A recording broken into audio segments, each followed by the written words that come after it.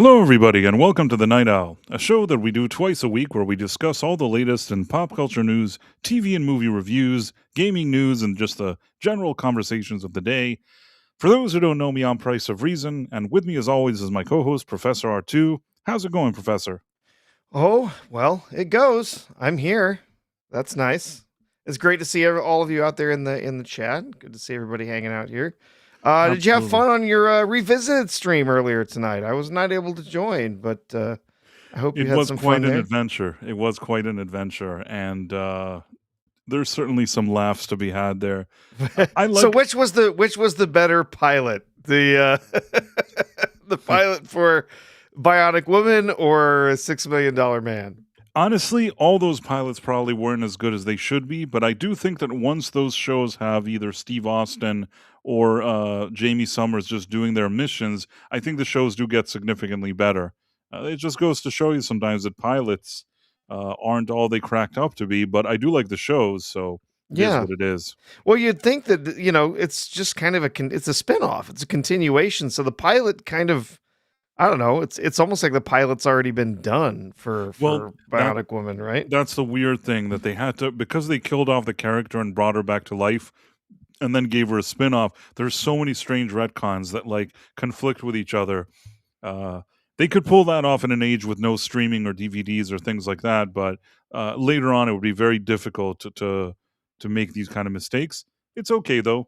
Uh, Today we're going to talk about very current stuff. For example, I saw the movie Michael. Isn't that the first thing on our Oh, docket? yeah, that's the biopic about Michael Jackson, right? And It's that's so it's his nephew that It's plays his the nephew. He has a main. nephew called Okay. Jafar, and Yeah. Jafar plays Michael Jackson. I think Okay. Jafar is Jermaine's son. Hmm. So here's the thing. Oh, I sounded like Biden now. uh, here's the thing. Isn't that what he used to say? Uh, uh, we beat Medicare. I believe that's what he said. So let me see for a second if I can find this to show you just how crazy this is. You know, when you look at this Rotten Tomatoes thing, and Rotten Tomatoes have given some terrible movies and shows the best scores. So looking, I always take them with a grain of salt, but I was wondering to myself, what kind of grade would Rotten Tomatoes give this Michael Jackson movie? Are you ready? Sure. So let me see if I can share it. They gave it a 41%.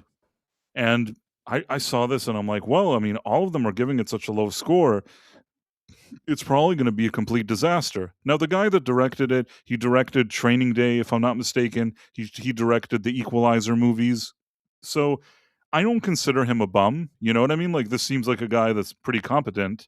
I consider him like a competent filmmaker. He made this, and there was all this talk. They had to reshoot. They did have the rights for that. They didn't have the right for that. So much chatter I've heard about it, and the press, and like all these people that saw it, like early screenings or whatever. They don't like it. They hate the movie. All this stuff. So I really didn't know what to expect because it's like the press are really going out of their way to say they don't like it. The thing is, though, if this movie was perhaps not about Michael Jackson, if it was like a biopic about Zendaya, I feel like it would have like 100. Do you get what I mean? Hmm. I feel like all the critics that were leading up to this release, the ones that saw it, they're like, "Oh, this movie is just like a 2-hour celebration of Michael Jackson," and they're all like so bitter about it. I went to see the movie really and expecting like the worst of the worst. And I'll tell you something: biopics always have sort of an uphill battle because it's hard to take a guy that's like for decades was like doing all this stuff. How do you show a glimpse of what his life was like? How do you focus on moments that are important? You're not going to make a movie more than like 2 hours. What kind of movie do you want to create? And I will flat out say this, and this is probably why the critics are upset. This movie, it shows you the time from when he was a kid, when he was a child, Hmm. till like uh, the album Bad. Okay, so you have him with the Jackson 5, you have him in Off the Wall, and you have him in Thriller, and jump forward a bit to Bad, and the movie pretty much ends.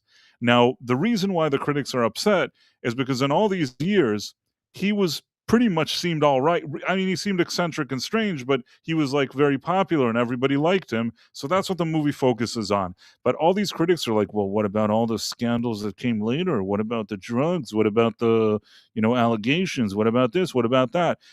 And this movie was basically something that I think between his estate and his family, which were also involved, like his brothers and things like that, it looks like they weren't in the mood to do a movie that like throws him under the bus. You know what I mean? They're like, Yep. let's celebrate whatever was good about Michael Jackson. And Yep. that's what the movie aims to do. It's a movie, if you're expecting like the most in-depth thing, you're never going to get that from a 2-hour biopic anyways. These type of biopics, as if you ever saw the movie Walk Hard, uh, I remember that once we saw clips of it here. Remember Walk Hard? Yeah. So Yeah. that movie really exposes, some of the problems you have these kind of biopics, and there's always a rush to make so many events happen quickly so you get all the information, but then you kind of don't dwell on the things that you need to dwell. Very difficult in a 2-hour production to do.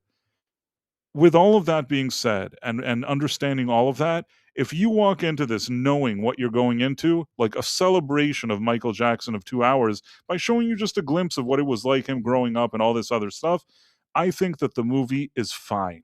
I mean, is it The Godfather? I wouldn't say that, but did I sit in the theater and have a genuinely pretty decent time watching it? Sure. I mean, I grew up, I liked Michael Jackson, so I'm not sitting around here like all bitter, like some of these weirdo critics that are, desperate. They don't like the fact that like they're like they didn't even show all of his problems and now he was a mess. I don't need to see that like between the bad and the end of his life, like his life went like spiraled out of control and went off a cliff. I don't necessarily need to see that. Now, the movie ends in a way that if you like it so much, maybe they could make like another movie showing you all that crazy stuff. But honestly, I never really felt like it didn't feel like it was missing something for me, personally. So I sat and I watched this, and I understood what the movie was trying to do, and I enjoyed it for whatever it was. It's a biopic. It's not the best movie ever made. Was it a decent time at the theater? A decent popcorn movie? Sure. If you like Michael Jackson, if you grew up like listening to Michael Jackson, if you liked him before also all that other weird stuff that happened, and that's kind of the memory that you have, and you like him as an artist, and you're not dwelling on all this weird stuff, which by the way, I know this is going to be controversial because I'm not trying to dismiss things and all that stuff, but to be fair, he was never convicted of any wrongdoing. Just to be fair, Yeah. I Yeah. know that I know that the guy was eccentric and strange, okay? I don't think anybody can say that that wasn't the case, and I think that the movie isn't afraid to show some of that, but I will say this, there were also parents that kind of understood that he was a bit of a weirdo, and they kind of also wanted to attach themselves to him. That did happen.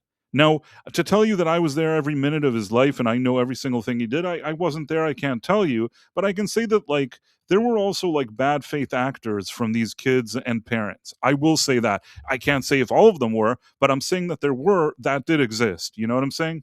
Sure. And it wasn't only the parents, it was the fact that there were like just he was a guy that had a lot of people around him that were trying to take advantage of him. And I think that in the early years, uh when his brothers were around him, and even his father, who was not a positive guy, or at least a complicated guy, I think that with his family more around him, it guarded him from some weirdos taking advantage of him. I think that the more he became this big star, the more people took advantage of him, something that this movie doesn't dwell on because we don't really get to that part, you know what I mean? But I think there was no shortage of vultures around him. I think he himself was sort of, I dare say that maybe the guy was at least, to an extent, I dare say something like on the spectrum. It's not, Could I don't be. think they, Could be. Yeah. I don't necessarily think they fully highlighted as much as they could in this movie, but in my opinion, just over the years, if you look at interviews with him, in one interview, it almost feels like you're interviewing a 5-year-old kid. But then, if he's in the studio working on the song, and you see some footage of that, you see a guy who's really focused, like laser focused, seems like not a little kid. You know what I mean? Even when he was a little kid, he didn't seem like a little kid when he was doing that. But then when Mm-hmm. you just say, "Hey, Michael, what do you think about that?" and then he starts talking, you think it's like a 5-year-old kid talking. He was a strange character. You know what I mean? It's fair to say that for whatever it's worth. But with all that being said, there was never any wrongdoing that they could prove against him. They had, they tried twice, and in both cases, they didn't do it. Uh, Later they had those kind of what's his face? They had those movies on HBO. Not the movies, the documentary on HBO. But I, again, I am not the authority. I don't know anything, and I'm not trying to like be an apologist or protect or whatever it is. But I will say this, and this is just me, cold and calculated, giving you my thoughts on this. The two people that the show that Oprah Winfrey produced for HBO, the two people that this was based on, they had appeared at his trial, did a sworn testimony. You know how you do the thing with the Bible where you swear? Mm-hmm. They swore in and did their testimony. They said Michael Jackson never did anything. He's great. He's a great guy. Never did anything inappropriate. He's the best. He passes away. 10 years later, they get up one day and decide that they have to make a documentary. It turns out that, according to them, when as adults they went to court and said that there was never any issue with them, they may have been mistaken. Are you with me, Professor? Sure. Now they're remembering a different story, that now this and that. One of them had a job with like his estate, that they set him up some job for years or something, but then I guess like his job ended. He was on some show in Vegas or whatever, that Michael Jackson show, whatever it is. So the gig ended. So now the gig ended. So then he suddenly remembered, he suddenly remembered that he was mistaken and that he did all this bad stuff. The thing is, if you've already appeared in court and sworn one thing, to wait like 10, 15 years after a guy is dead to then suddenly remember some other story is very, very tricky. Do you understand what I'm saying? Now, some Sure. people could say maybe his memory was like repressed and he only remembered it now. I understand that. I'm just saying that, like, forget about me. In any court he tried to talk to, everybody like laughed him out of the court. Do you get what I mean? Like this Oh is yeah. not. This is something that really, really is a difficult sell. The only people that these two guys were able to sell it to, and I'm not judging. Maybe they're the best and everything. They're above board. But the only person they could sell it was to Oprah Winfrey, who somehow sold it to HBO, and then they continued all this nonsense. And this was like in the Me Too era or whatever it was. I guess the people making this Michael Jackson movie didn't give a shit about any of that. Sorry, Sean. Didn't give a shit about it. They're like, we don't care. He's Michael Jackson. A lot of people liked him. He was very popular. Let's focus on those early years. We don't want to dwell on all this other weird shit. Sure, like later on, he kind of got, hooked on these drugs or whatever. They're like, we don't want to focus on that in the movie. This movie is a celebration of his life. Yeah. And I'll be darned, I sat there for a few hours and I had a pretty darn good time. It made me remember how much I liked Michael Jackson growing up. And that's what the movie is supposed to do. Is it the deepest thing? No. And the other thing I'll say is the guy playing Michael Jackson is his nephew. And you know what? This nephew kid did a really, really good job. You can't be Michael Jackson, so like you can't really be him 100%. But man, considering how difficult this assignment was, this nephew guy, this Jafar Jackson, did a really solid job. Really solid. Like it's the closest you're gonna get. Mm-hmm. And I dare say that for a few hours, I don't know if this is the right way to put it or something like that, but if you like Michael Jackson for a few hours, just this guy's performance alone kind of brings him back to life in a way on the screen. You know what I mean? You get to spend a few hours with a guy who's really giving you that vibe. Not 100%, but doing a really darn good job at it. I think it helps that they chose a family member. You know what I mean? Mm-hmm. It's certainly helpful because you get something there, a little bit of something that you feel good about. And yeah, that's what I have to say. And I enjoyed the movie. I'm not going to say it's flawless. I'm not going to say it's the best thing. It has the biopic tropes. It has some issues. I could be nitpicky, but sometimes in a movie you also want to go in and just have some fun. and have a good experience and be entertained. And I think that this movie accomplishes all of those things. I don't have I don't have any issue. I hear the father was amazing. The guy that played the father did a great job too. I don't know, was it Coleman Domingo? I don't know. I think he did phenomenal. He seems exactly like that bitter, bitter Hmm. jerk. Oh But yeah, I mean his dad would. Oh, his dad was a real piece of work, man. I mean, you wonder how somebody, first of all, as a child star, grows up, or frankly doesn't grow up. Just gets older, but is still very childlike in the way that he thinks about things and the way that he acts in a lot of different ways. How someone like that ends up the way that he does. I mean, when you look at his father and how abusive he was, and just incredibly demanding of these young kids as performers, like you kind of understand how he could end up so weird and messed up in his older age, right? I mean, wow, absolutely, yeah. yeah. So I guess Yeah, I mean, Michael Jackson is kind of honestly, he's kind of a tragic figure. Honestly, he was insanely talented. He was, I mean, we're talking about like Mozart level talent here. Genuinely, I think he is one of the most talented musicians that has ever graced this planet. His talent for music was insane, and like you mentioned, like you saw kind of in the movie, like when he's in his element, like making the music, like it all just comes, right? It just happens. Like yep. he's creating, and it's all happening in his head. He has this, almost like we see in in some portrayals of Mozart, like where it's all in his head. It's just him, bringing that out and putting it on the page and performing it in front of the audience, performing it for the mic. Like he's this insanely talented musician, but at the same time, yeah, his actual life with his family, with his abusive father, with the all the pressures of fame and everything was so incredibly strange, and his actual like maturity was stunted by all of these pressures, as we actually see with a lot of child stars, right? We see them struggle to live later in life, to actually be successful at things that many of us take for granted, because their development is so completely disrupted.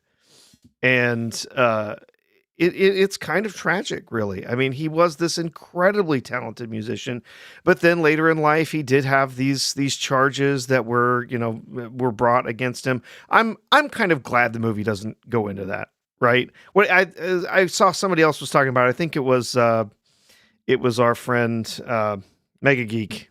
Yes, Was Mega talking Geek about, I haven't tweeted a seen few it, things. Yes. and was saying that it kind of ends with the Bad album, right? Is that where it ends? Yep. Okay. So yeah, I mean, I don't know. This is not something I'm a person who doesn't really love biopics. They tend to be they tend to glorify the person in the films, and not really, obviously doesn't really spend any time examining, some of their dark sides, some of the issues with them, right? Uh, that's not always the case. It just tends to be the case most of the time, and it doesn't really present a very balanced picture of who these people are. And I don't really like that. The way it glorifies the people that it's centered on. And so I tend to just kind of shy away from these. But he is a very interesting character, and I've heard several people I respect saying that it was a pretty solid movie. So maybe one that I would pick up on streaming later. Probably wouldn't go to the theater for it, but Let's put it this yeah. way.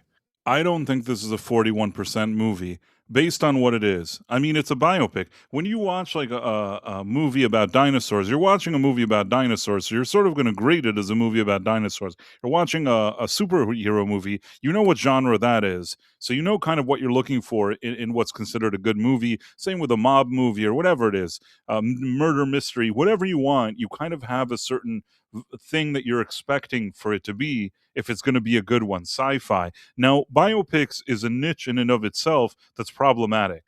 You'll be hard pressed to find like a biopic that always does everything that you really want it to do. And I told you why, because I think that you can't take a guy's life, especially some kind of iconic artist with decades of of work, and just Yeah, throw it into yeah. 2 hours and expect that the whole audience is really going to walk away knowing every single thing about this guy and what made him tick and all this other stuff. And you do often have a situation where you also have estates, you have record labels, you have like surviving members, and they don't always love, dragging some guy through the mud and all this stuff. It becomes like a complicated situation. I think that in this movie, you could tell that certain elements of it may have been, playing it a bit safe. They certainly showed that like the father was not a good guy, and they had at least a few scenes, really highlighting that. But I think that there were probably much, in my opinion, uh, they probably had much more bad moments that the father did that you're not going to see in this movie. Do you get what I'm saying? Like, Hmm. they didn't shy away from showing that there was something off about him and that he was like a jerk, but it could have been worse for the guy. Let's just put it this way. Like, I think that they showed enough that you can fill in the blanks in your mind in certain situations, but I think that guy did a whole lot of damage for the kids. But at the same time, even with all of that, and I actually I thought it was interesting that there's a part in the movie that, as bad as the dad is, he's like, well, if it wasn't for me doing all of this, we all wouldn't be here. And he says to Michael, you wouldn't be here. And in a way, he's not wrong. He's an asshole, but he's not completely wrong. And I thought it was interesting that they at least like, acknowledge this. Michael Jackson himself acknowledged it throughout his life that as bad as his father was, something about his upbringing did push him to success. It just messed up his mind in the process. Maybe we all benefited from his music and from his performances and all that stuff, but he certainly at the end of the day I don't think benefited from it personally. And that's why it is, like you said, it's just something of a tragedy. It's a tragic story. Hmm. And I do feel like you get some of that. And there's stuff in the movie that's sort of like a kind of tip of the hat to even bad foreshadowing of even bad things that happen later, trying to give them some kind of context. And I thought it was overall interesting. It was made in a way that you never just like, I was never bored. I was never bored in this movie. I was like focused from the first frame until the end. And also, between the good acting of his nephew, which I don't think they could have cast better than the nephew of Michael Jackson. Really, really think the guy did a good job. Between the music, what a musical catalog. I mean, just to hear like I went in IMAX and I see like the recreating of some iconic moments along with like the music on the best of speakers, like really like feeling the music. I don't know. I mean, not every movie can boast such a good catalog of songs that it keeps playing. Like it's really, can't even just to hang out and listen to some cool music. Like it's fun, and people are like, "Oh, they're just recreating all of his greatest moments." I'm like, "Yeah, great." Yeah, that's the point.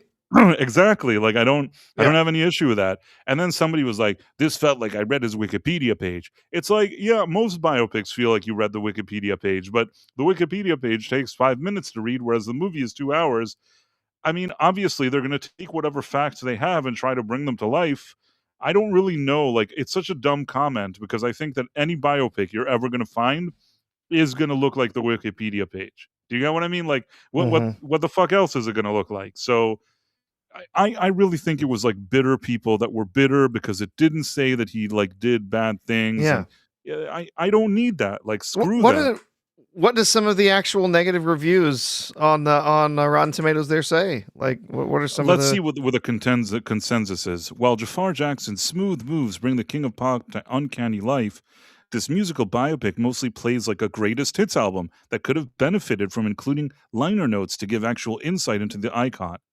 But I disagree with them. I think that they're just being douches. Like, again, it depends what they're looking for. But these guys are no fun. I sat there. I'm a grumpy asshole. I sat there for 2 hours, and I'll be darned if I didn't have a pretty decent time watching it. Okay, I'll acknowledge I didn't come out here and say this is The Godfather. I'm not. It's not like saying this is like a 99 out of 100. I'm not saying that, but I'm saying like it's a biopic.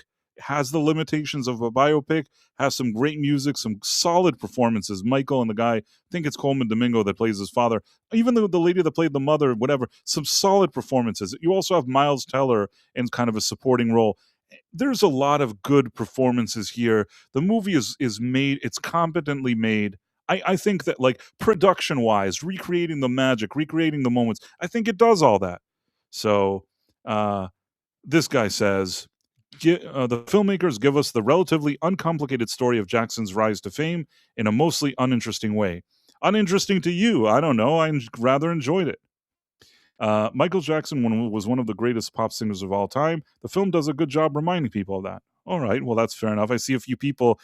Initially, I think the more grumpy people showed up. Like later on, a few more positive people, I guess, showed up. Yeah. But let's see what the grumpy one. A story that could have gone in any number of directions, messy, contradictory, unresolved. Instead, it settles for something safe and pre-approved, something that keeps you at a distance from the very person it's about. Listen, it's his family making the movie. You want to make a movie and you want to make him Yeah. look like an idiot. You go find money to do that. The movie cost a good penny to make. His family members were involved in it, and they didn't want to make a movie that he looks like an idiot and a mess and a jerk off. Sorry, Sean.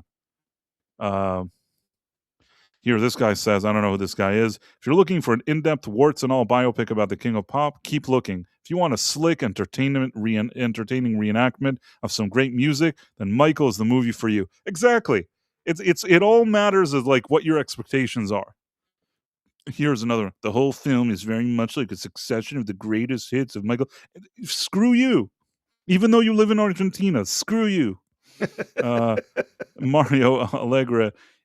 Ending the film with the release of Bad is akin to concluding a hypothetical Polanski biopic with the 1975 Oscars. It makes narrative sense to choose the artistic peak as a cinematic send-off, but it also falls somewhere between convenience and cowardice. Why, though? What benefit? What benefit do I get watching his life like go down the drain? You know what I mean? It's like we know what happens to him. We know how he died. You know what I mean? We know the weird things that he was a strange guy and he had some weird pets and with the even the allegations or whatever. We know all of that. But you know what? And I will say this: never convicted of anything for whatever that's worth. And the other thing is, it's not supposed to be a movie that shows all the quote unquote bad stuff. I see Grace Randolph. Let's see what she said. She actually gave it a positive review. Am I going to agree with Grace Randolph in the first time in history? Jafar Jackson astonishingly recaptures the lightning in a bottle that was his uncle, Michael Jackson. That's fair enough. I said that too, I thought he did a great job. This is an electric, tragic, and haunting movie. See how Michael became a legend, but also how things began to go wrong. You know what? For the first time in this woman's life that has said mostly the dumbest shit I've ever heard, I think that this is a relatively measured reaction.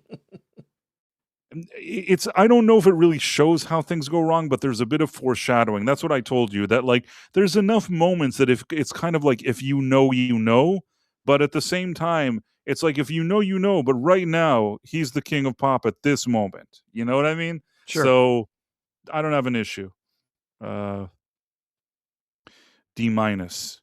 If you're looking for having keys jingling at your face for 2 hours and 7 minutes, Michael's the perfect movie for you. Again, this isn't this isn't a situation where you went back and you went to The Last Jedi and you got a shitty movie. You know what I mean? I think Yeah. that in this case, celebrating Michael Jackson and the icon that he was with his music and showing his rise to fame and him as a kid, I don't think that this is a bad movie. You know what I mean? At best, maybe if it was like a series, maybe if it was like a mini series, you could say, well, this would be the first like 2-3 episodes. Maybe like the next 2-3 episodes would show you like the where things started to go wrong.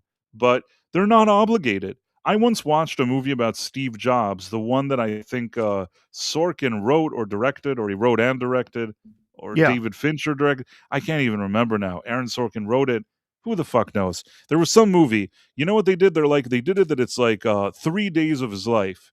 He's launching this product, he's launching that product, and he's launching this project. It's like Yep. over the course of basically 24 hours, 24 hours, 24 hours. Like a third of the movie is happening in like 1970 something, one 1980 something, one 1990 something, and that's it. You know, and that movie, that's what it wanted to do. It didn't want to show his whole life. It didn't want to dwell. It wanted to show that. That's the artistic choice that it shows. And I didn't see a bunch of people whining and crying about it. You know what I mean? You could argue that just by watching a few days of his life, you may not have gotten the full picture of who Steve Jobs was, but that's what they could do. It's also difficult of taking a guy over decades and trying to even explain what that guy was like. So I'll just say that. Yeah, that was Steve Jobs. That was the one with Michael Fassbender. Yeah. Yeah, which was a kind of weird one. Yeah, Uh, I didn't like it. I didn't It love had it a either. really strange way of trying to squeeze all of these different things into all these different events that didn't happen at these times. They didn't, you know what I mean? Like Yeah, it was rather odd the way that it chose to try and tell that story. I agree with you. So we have Jeremy Johns, who's usually pretty, decent. He said, I enjoyed myself just fine. It's just basic biopic 101 formula. Fine. That's fine too. Uh, this is blah blah blah blah. Let's see the ones that the the new biopic Michael's a tough one to judge from a critical standpoint, not least because director Anton Fuqua and writer John Logan have elided, perhaps temporarily, the thornier parts of Michael history. Do you see that all the people that are whining about the same thing? Yeah. Uh, I don't know. This one, while what Jafar does amounts to an elaborate impression instead of interpretation, recreating the voice and famous choreography, and otherwise staring blankly into the middle distance when called upon to transit emotions. Thought he did pretty well. I don't know. I really disagree with you, Allison Wilmore, who I guess is a vulture. Uh, Lakshmi Debroy. That's an interesting name. Lakshmi. She likes it, but she's saying, "Oh, it's an attempt to clean up the mercs." You see, they all say the same thing. Yeah. And like I said, a lot this does happen with biopics. They do tend to try and focus on the more positive things, the big special events that happened, not really focusing on the warts and the nasty things that happen, the bad events that happen, and that's pretty common among lots of different biopics. I'm not saying that that's necessarily bad. If you want to celebrate someone's life, and given that this was made by made by his family, approved by his family, they're going to want to present this in the best light possible. And again, you're saying it's a relatively short movie. You can't fit every part of someone's life into a relatively short movie like this, right? So yeah, they chose to focus on the more positive things, and honestly, I mean, mostly the things in his life up to that point, releasing Bad, was pretty positive. Yeah, I mean, there's definitely, like I said, stuff when he was younger, dealing with his family, the pressures of being a young, star, and the pressures that were placed on him by his father, and so on. There's some, there's drama there, there's struggles there, but overall, pretty positive life up to that point in his life, up to releasing Bad, one of the best-selling albums of all time, right? Like, Right. yeah, And the thing is that obviously, he had his gift musically and as a singer and all that, like a natural gift with the music. But the other thing that he also had was he was like an amazing performer. oh He un- yes, he understood the full equation of what it takes to be like an amazing entertainer. yeah, He had a stage presence, the dancing, the way like, his clothes were like things that he himself would like choose. He wants to look a certain way. He wants to do these moves. And this isn't a guy that like 50 people are managing. It's not like a Britney Spears situation where 50 people are telling him what moves to make every second. He's doing the moves. You know what I mean? He's telling them what moves. Like I honestly believe that if he wasn't a musician and you just had some dancing thing and he would come in and do all this dancing, he would be probably like elite in his field just in that. But then like comes like the singing, the performing, the music. It's also like, it's the full thing together. And I think that until this day, so many artists, that's what they strive to. You know what I mean? Like when you see like a Beyonce or Justin Timberlake, all these people, they all want to be like Michael Jackson. They're all nowhere in his league. You know what I mean? They're all trying to be. There has been so many like over the years, probably the past like 50 years, 40, 50 years, so many artists that are trying to be Michael Jackson and still can't do it.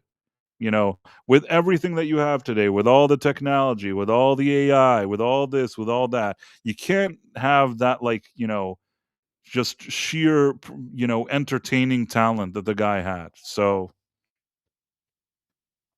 let's see. Yeah, sure. I don't know how good the original version of Michael would have been, but I can tell you with certainty that what's on screen now barely counts as a movie. Director Anta Fuqua traffics in fan service of the highest order. The people that are going to go watch this movie are fans. You know what I mean? Like, if there was ever a type of movie that should do, I think, fan service, it's this. You know what I mean? This isn't like Star Wars where you're like, well, you're giving them all these gimmicks they like from Empire Strikes Back. You're kind of cheapening it by giving them all this stuff. You're not cheapening anything here. You know what I mean? They are fans of his. They like his music and they like the guy and they like the icon and they're coming to the movie theater and you're giving them what they want to see. Or I think the movie attempts to give most people what they want to see. I think that the majority of people that are going to watch this movie, if they genuinely liked Michael Jackson, they'll probably like it. If they know who Michael Yeah. Jackson is and like him, they'll at least mildly enjoy the movie. You know what I mean? Unless they came in here with some other kind of agenda, unless they're bitter, unless they want to push some kind of narratives, most people that just want to have a good time and enjoy like the music and like the guy can enjoy this movie. That's what I will say. Uh, a bland, formless mess that has no real interest in its subject, either as a person or as an artist, and gives a bad name to both blatant hagiographies and haphazard jukebox musicals. I don't even understand what this man wants. Anyhow, I think that I saw something interesting, though. Where is this thing? I want to see where, like, there was one name that kind of jumped at me. I don't know if I can find it. Give me a second. Tell some jokes. We do have a super chat to get to as well over on YouTube when we get the chance. I'm gonna get there in a second. Here it is. Scott Mendelson. It's funny how no matter what photo they let him take, he always looks like this weird guy. Like, why does he like that this is his photo? I don't know. I would update his photo. Of course, he's a tomato meter approved critic. This is who they approve. They approve this guy. This is who they approve. It's strange. Now he's like, what's his thing? The Outside Scoop Stubstack. Now, I don't want to be a douche, but Scott Mendelson has gone through quite a journey over the past few years. I don't know if you noticed. A guy who blocked me and was kind of a douche back in the day. I'm not here to celebrate other people's losses or anything like that. I'm just saying that considering what a powerful voice he was when it came to like trying to discredit people like us, and in some cases me personally, meaning like he blocked me, he had issues, I don't know what, and a lot of other creators that we know he had like issues with, and he would whine about it in his articles and call everybody ists and phobes and all this stuff. He was like the lead guy for Forbes, leading the charge, all this like black Jedi. I don't know what I'm talking about. The Last Jedi. I don't know why that. I guess it's a late hour. The last, the Last Jedi, and all this other kind of stuff that he was like, whining, like always praising and always shilling for everybody and all this stuff and hating all the people that didn't like the stuff that we don't like. So we had that. Then one day he suddenly announced that he's leaving Forbes. He's like, I'm leaving Forbes on the best of terms. We've mutually decided this is the right time for me to go. We're like the best of friends. I'm leaving.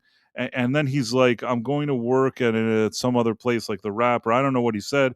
He's like, I'm leaving tomorrow.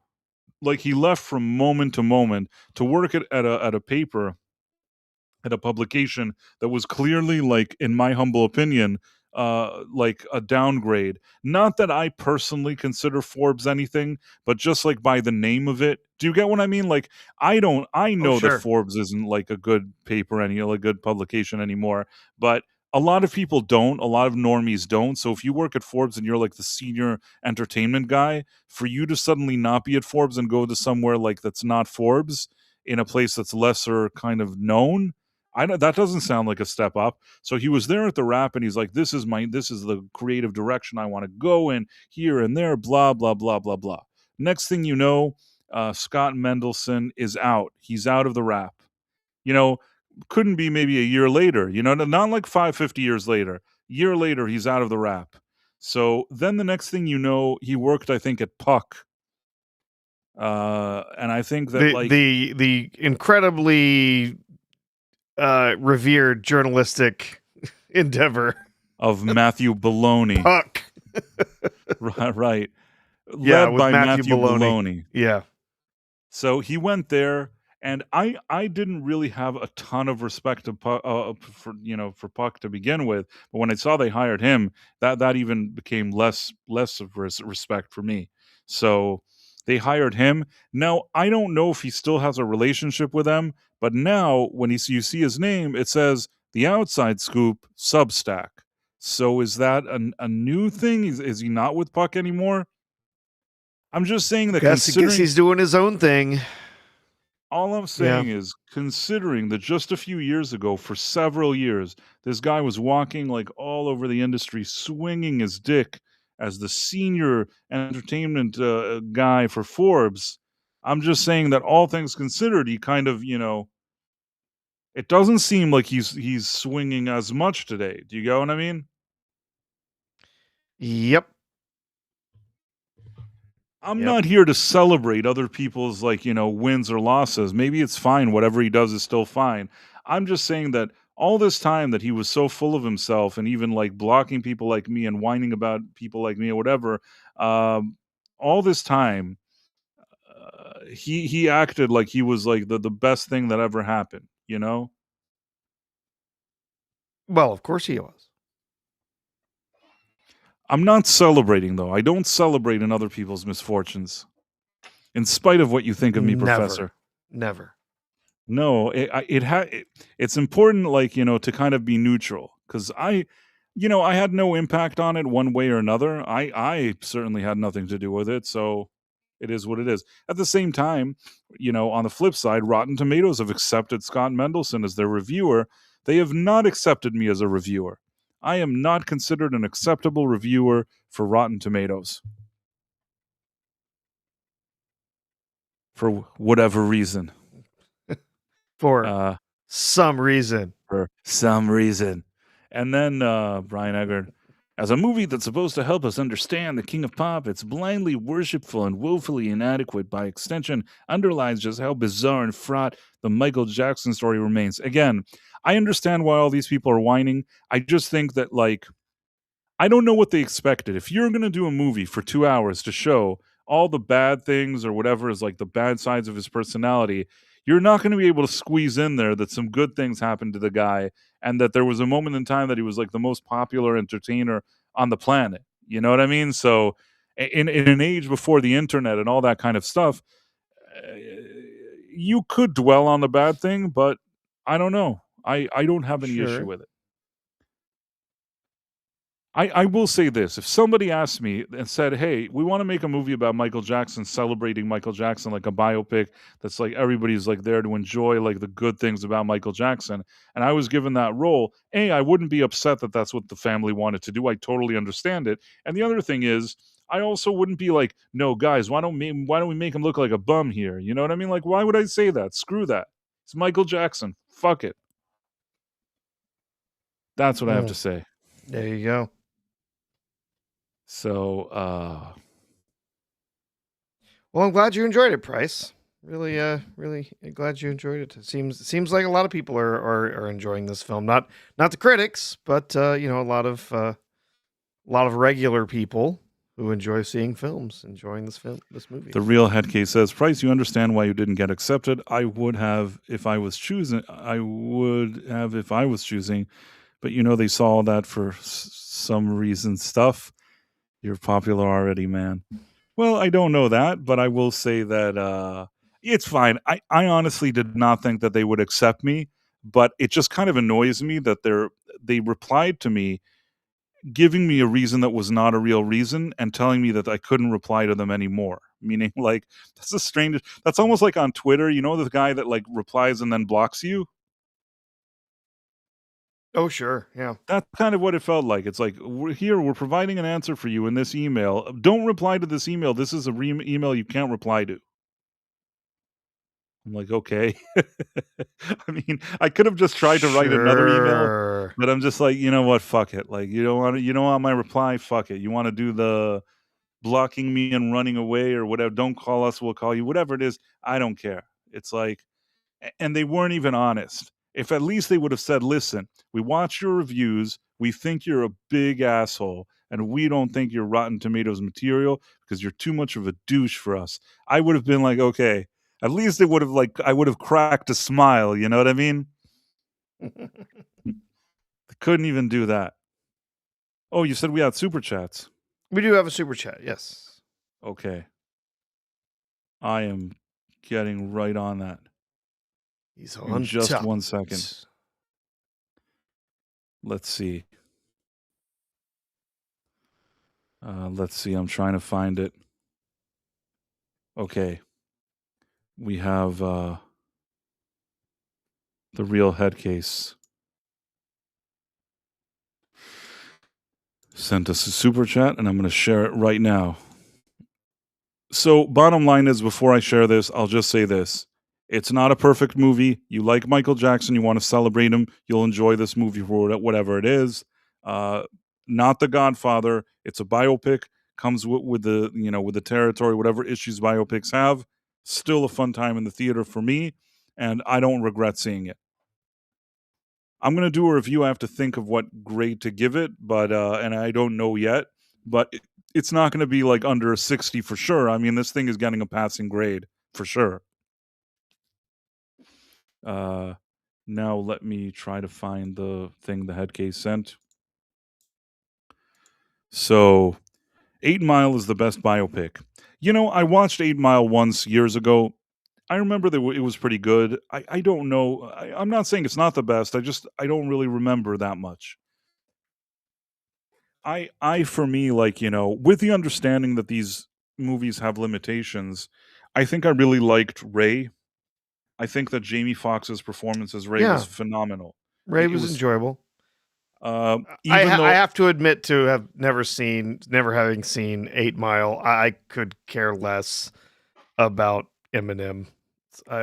Nothing about it appealed to me, so I it's never saw not 8 my Mile. thing, but I watched the movie once, and from what I recall, it was pretty well made. So I can't take that away from them. I can't say that it's not like another one that I didn't hate. If we're going for the rap thing, I watched Straight Outta Compton, and I didn't completely hate it. I mean, I thought it was pretty decent. Uh, ones that I really liked. I think that Ray, Yeah. a lot of Ray is because Jamie Foxx was phenomenal. Yes. No. Yeah. Ray was a great film, and Jamie Foxx did an very very excellent job performing the character. Of course, it won him the Oscar as well, if you remember. Well So deserved. Well yeah, deserved. it was a really great performance. Again, I mean, there are some. Like I said, I'm generally not a big fan of biopics.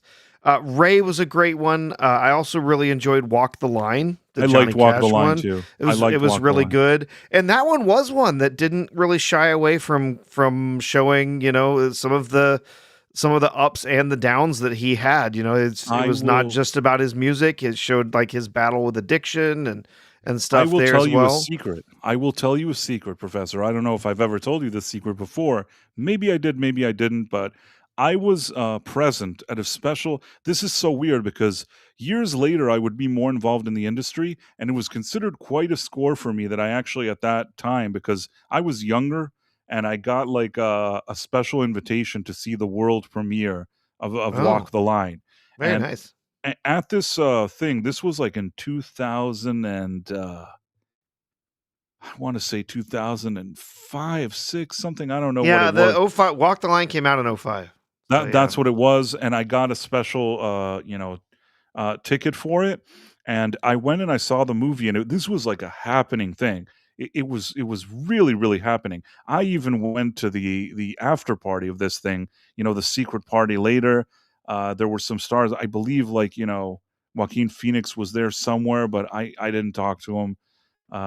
But what I'll say is this: while I was sitting and watching the movie, Walk the Line, there was a scene that he basically tells his first wife that he wants a divorce, and that scene like shows, it he kind of doesn't present him in such a good light in the whole situation there.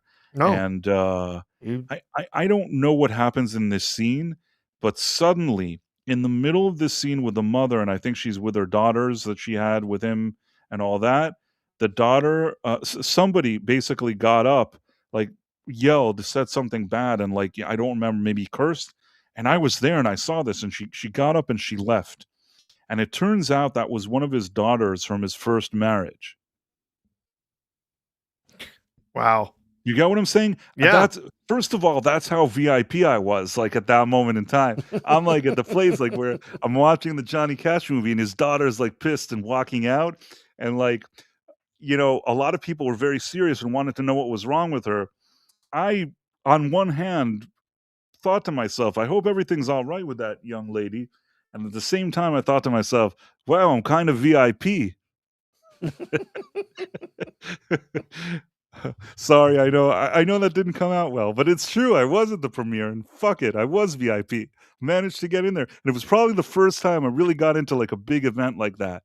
Uh, and then I think this I did tell people before. I believe I told them that when the movie ended, I was trying to get either a taxi or something, and I stood outside, and there was a woman standing next to me, and I kind of looked at her, and I noticed that she was in the movie. It was Jennifer Goodwin. That she spells it with like a GI, like Mhm. Jennifer. In any case, she was standing next to me, and she looked like she did in the movie. You know what I mean? And she was just standing. She actually she was dressed nicely. She looked pretty nice too. And suddenly I'm like, I recognized her. You were in the movie or something like that. Like I looked like I could tell it was her because I just seen her on the screen. And I think it was a very early role for her. And it was a very strange moment that her and I are just standing there. Like all the people that wanted like, to be with the stars or whatever, they were long gone. She was basically just standing around also, like waiting for a cab. Maybe there was one other person with her. And she was it was like this strange moment. We're standing on the night at night on the street, and she looks at me and she says, did I do okay in the movie? And she said it very, very humbly, like very, very humbly. You could tell Mhm. that this was like maybe the first time she was in a movie, and she really was thinking about this. It wasn't, I don't think that she was like pretending that she was humble and whatever. I feel like she was really thinking, was I good enough in this movie? And I told her the truth. I said, I thought you did great. I thought it was fine. You did good. She seemed happy. I finally did something good, Professor. You know what I'm saying? Like I did something good. She like wasn't feeling well, but I said like, nah, don't worry about it, yo. You did good, girl. You my peeps, yo. You know what I mean? I said it was what's up, girl? Like I was the man. I delivered. I fucking delivered. uh I forgot she was in that movie. That must have been really early it was a very for early thing her. in her career. I am telling you, Yeah, that she she that yeah, like her first film was actual like real film was well, let's see, Mona Lisa Smile, which was only 2 years before that. So yeah, that was a very early role for her. It's funny because now the only thing I think of her is the rabbit in Zootopia. She's she's the voice of Judy Hopps. I see. I didn't even know, but Yeah.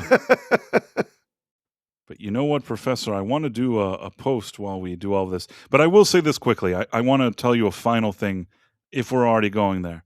I This is going to sound so weird to people. I probably shouldn't tell it. I'm the worst person. I don't know why I tell these weird things in the middle of the night. Should I tell it or not tell it? Go for it. Come on. That's what everyone's here for. They want the price stories. Okay, so I went to the party. Nobody else.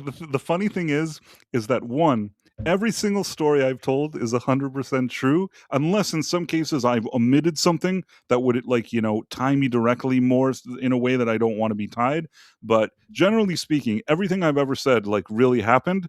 And yes, names have been changed to protect. No, usually I don't even change the names. It's just sometimes maybe if there's an additional detail that it's something that if I give that away, it'll be an issue. Then sometimes I'm careful. You know what I mean? Like I have to navigate around certain things, and sometimes it's a situation that I know I'm not. I know something, but I can't say it. You know what I mean? Or if I say it, then it gives too much of a trail. You know what I mean? But bottom line is, I went after this thing to the after party. I don't know if I've ever told this story, but this is a true story, and until today, it kind of annoys me. You're gonna think I'm crazy, okay? Uh, what happened is that when I went to the Walk the Line premiere, I had this kind of jacket that was very cool, that was like made out of this kind of I don't know if it was like velvet. You know what I mean? It was kind of it was cool and elegant, but velvety at the same time. It was like in a black color, like black kind of dark velvet. Okay. Mm-hmm. And at the time, I'm not like, this is already a few decades ago. Now we're like in 2027, so I'm not like a bum like I am now. You know what I mean? At the time, I'm like, I'm sort of at least mildly happening. I'm kind of wearing a velvety jacket and whatever it is. And I went, and as I was in this it was this very, very exclusive after party type of situation for this Walk the Line party. I really felt very much like, I don't even know if they do parties like this anymore. It felt a little more edgy than sometimes, other ones that I've been to of that sort. And I went to it had a few rooms in it, and there was like a room downstairs that was like a bar there or something like that. And I went there, and I think I got a drink, and I sat. Now, I don't really know. I just wanted to sit somewhere, okay? And there was a place that looked like most people weren't sitting there, and I didn't give a shit because I needed to sit down, right? So I took my drink, I sat down, and as I was drinking my drink, I kind of lifted my head, and I am relatively sure. Let's say I'm like 97, 98% sure that it was Usher. You know who Usher is? Oh yeah. So Usher was sitting there. And I don't know, he kind of looked at me. I don't know if it was bad that I sat there, like he's too important for me to sit like in his, in the proximity to him or whatever it is. I don't give a shit, you know what I mean? I don't even listen to Usher. I didn't listen to him then when he was popular. I certainly don't listen to him now. Nothing personal. It's fine if you like Usher, but he doesn't mean shit to me, you know what I mean? Mm-hmm. So I sat there and I had this velvety jacket. And Usher was kind of looking at me, and I'm like, "Where's this guy looking? What does the fuck this guy want?" And I was just drinking my beverage, and I don't know. After a certain amount of time, I think I got up and left or whatever it is. I think there was one other person standing next to him. I don't know if it was like a bodyguard situation. I can't really think because the other guy didn't really say much. But I remember Usher sitting there. So the event ends. I met some weirdos there. I don't know. It was a strange thing. There were some people there. Nobody made friends with me. I don't think I actually had even a real conversation except for Jennifer Goodwin. In any case, fast forward maybe a week later or 2 weeks later, I see one of those kind of Access Hollywood bullshit. I don't know where it is, or one of those Page Six. And you know what? You know what I see? I can guess. Well, guess what it is? Yeah, Usher's wearing your jacket. Fuck that guy. He was suddenly wearing a velvety whatever. I'm like, and you have some lady oh look, Usher is wearing a velvety. I'm like, fuck you. What the fuck? I should have never sat next to this guy. I wore the velvety jacket. What the fuck is this guy wearing a velvety jacket now? And yeah. and nobody was wearing it at that moment. It wasn't like everybody was wearing it. See, the thing is that like there's style and there's what I do. I never like look at a journal and be like, oh, this is what's popular now. I'll just wear it. I will wear whatever I want at that moment. I don't care if it's popular or not. It could be like it's probably the least popular in the world.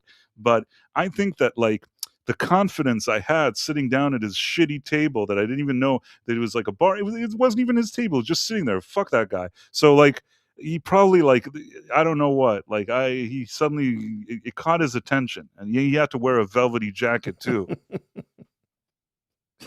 Yep, you thought that man right there looks like a pimp. I need to look like a pimp too, so I need a velvety jacket. I need a velvety jacket. It annoyed me so much, and I said to myself, nobody will ever believe me. Nobody will believe me that he saw the velvety jacket and he wore it. That is my version of events. You're a trendsetter, my man. That's what you are. That's what happens. That's what happens when I show up to a place. I'm a trendsetter. That's exactly it. Well, tell some jokes for a minute because I have to do a post. Oh, he's off making a post. Well, I don't know any jokes, so I'm just gonna say hi to our friends in the chat. It's so good to see you. Do that. So good to see you all tonight. Seeing some of our friends out there. Mark D with a C. Good to see you. Tomahawk 511 always here, always reliable. Good to see you, Tomahawk. Putin, Yitis. Gosh, yeah, a lot of friends. Of course, Headcase. Thank you for the super chat earlier. Gavin's here. Lasher. Yeah, what are y'all saying out there? You're talking about. I see they were talking about some biopics that they enjoyed. Yeah, there's some mentions of Walk Hard, of course. Walk the Line, though. Yeah, also mentioning that. Yes, that is a really good biopic. There's some talk of Bruce Lee, the Bruce Lee biopic. That was Dragon, the Bruce Lee story. That was it was all right. I didn't love it, but it was all right. It's all right, I guess. I do enjoy Bruce Lee, the Bruce Lee movies. They're talking about Fists of Fury. Oh man, yeah. Enter the Dragon, fantastic film. Love that movie. Picked that one up on 4K not long ago because it's just a fantastic film. Yeah, interestingly enough, I got into Bruce Lee movies from watching Green Hornet? But no, for watching other martial arts films. Like I hadn't really ever seen much of Bruce Lee. And then sorry, gotta answer a message here real quick. And so I started getting into older stuff, and then found Jackie Chan and fell in love with Jackie Chan movies, the comedy stuff. And then I got in. Some friends were like, "Well, have you never really watched like Bruce Lee?" I was like, "Wait, which ones?" Because there were so many Bruce Lee knockoffs, right? Like after he passed away, there's Bruce Lee and Bruce Lee spelled differently, and like all of these other crazy versions of Bruce Lee. They're like, no. There's only because I had a friend who was big into martial arts, so he was like, no. There's only like 4 Bruce Lee movies. Like before he died, like he only made like these 4 movies, and like there's one of them that's sort of like glued together from bits and pieces that they made that he didn't actually finish the movie. So I got introduced to it from there, and and absolutely incredible martial artist performer. But yeah, the Enter the Dragon is one big sort of release in the US, and he didn't live to see it come out and be such a huge success. It's always very sad story. His death is kind of suspicious, Yeah, I think, it really was just he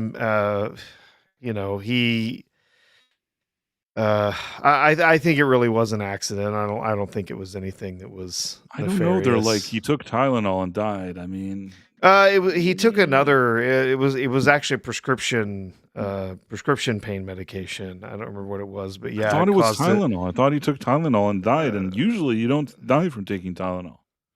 But maybe I don't know. Maybe it was Tylenol laced with other things. I know that it was swelling of the brain. It's a painkiller called equagesic. Yeah, that's got to be equagesic. It has mepebramate and aspirin in it. Never even heard of mepebramate. I don't even know what that is.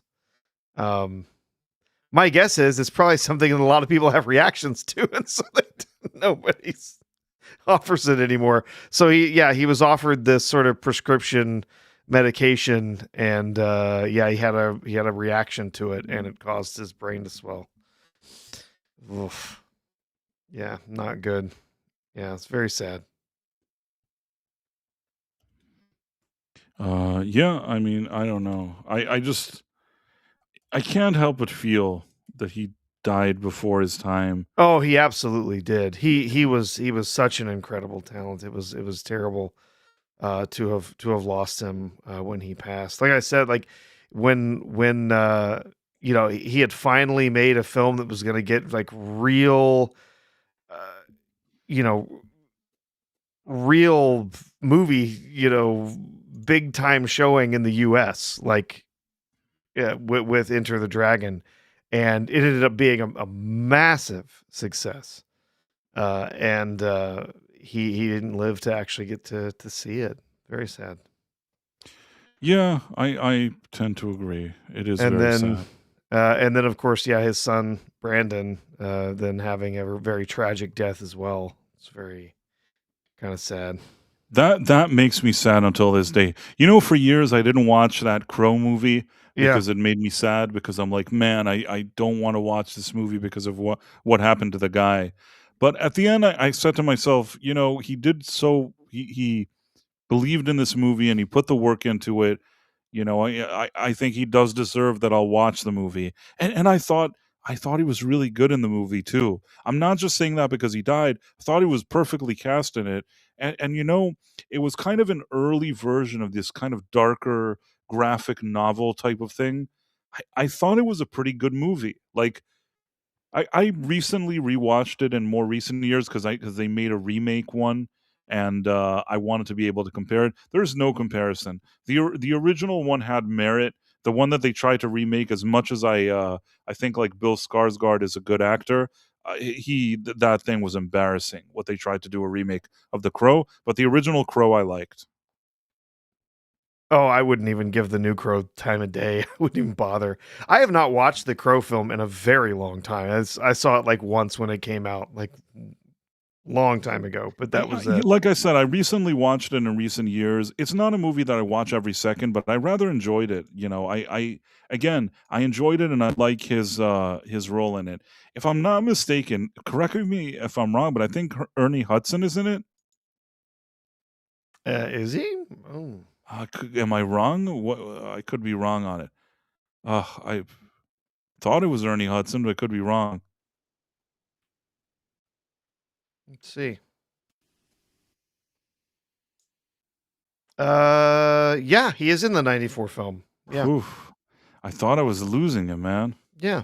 No, now that I see the pictures of him, I'm like, oh yeah, I remember him. Yeah, he played the cop, played one of the cops in the show or in the film. Sorry. He sure Yeah, did. he was investigating the murders of Right. what's his name? I don't Draven. remember the name of the character. Eric Draven. Yeah. Oh, no, I remember his name, but I don't remember Yeah. the name of the cop. Let's see. What does it say here? I kind of see Ernie Hudson, I'm like, "Hey, Da- it's Ernie Hudson." Sergeant Daryl Albrecht. would have never remembered that. All Yeah, I why would I remembered was remember that? I don't know. I didn't even remember he was in it until I actually saw the pictures of him like in the movie, and I'm like, oh yeah, he was the cop. Yeah, duh. But like I said, it has been like that was in '94. I think I saw that on home video in like '95. It was the last time I saw it, and even then, that was like long time ago. I And see. I'm not even sure I was paying attention. There might have been other activities going on at the time. I was a teenager, so Well, I just want to say, take a moment here to say that we have one person watching us on locals again. So the local is watching us on locals again, and then on Twitch we have one person. One person has shown a vote of confidence. and it wasn't me. No, it wasn't you this time. The thing No. is, just to add some context here, we only started streaming on Twitch and locals last stream. We've never done it before. We've never posted anything really there or done anything. So it's just kind of, we're doing it for the sake of doing it, but this is a new thing. It's a platform. Neither, locals is somehow has some kind of connection with Rumble. I'm not 100% sure how you really get seen in that platform. I don't really know 100% what to do, but maybe more people will notice it. Oh, Professor R2, you're the Twitch guy. No, I just hopped in and posted something. I wasn't me earlier. I don't know who Oh, it I is. see. Okay. Well, the Twitch thing, really, like I a few years ago started an account. I once updated an avatar, have never visited there. I don't watch Twitch. I don't do anything on Twitch. It's nothing personal. It's not a platform that really I have a lot to do there. But yeah, you want to be inclusive. I'm an inclusive. I believe in diversity and inclusion, and as such, that's why I'm also streaming on Twitch right now with one guy that's shown up to watch it. Coda Rob says, "I bet it's Christian Slater who's watching." Everybody Well, knows. why the hell not? What else would he be doing with his time? I don't know. You know what? Christian Slater would have fun hanging out with us. He should Dude, hang out. I like Christian Slater. I know he gets a lot of crap from people, but I have always enjoyed him in films. I remember seeing Christian Slater in his films back in the 90s. Watch, like Heathers, right? Was really the first thing I remember seeing him in. He was in plenty of other stuff, but like I've always enjoyed Christian Slater. I think he is underrated, or people make too much fun of him. Mark D says Slater was great in Star Trek. Yeah, he did his role in Star Trek 6 just because he liked Star Trek and wanted to be wanted to be in Star Trek. So he got this piddly little nothing role where he walks in, talks to Sulu, and then leaves. Like, that's his role. But he did it because he's like, I love Star Trek and I want to be. And I think at the time if I remember, I think his mom was the casting director or something like that, or knew the casting director. I don't know. But anyway, like, he just sort of walked up and was like, I want to be in the movie. I'm Christian Slater and I love Star Trek. And he was, right? Yeah. Yeah. Real small part.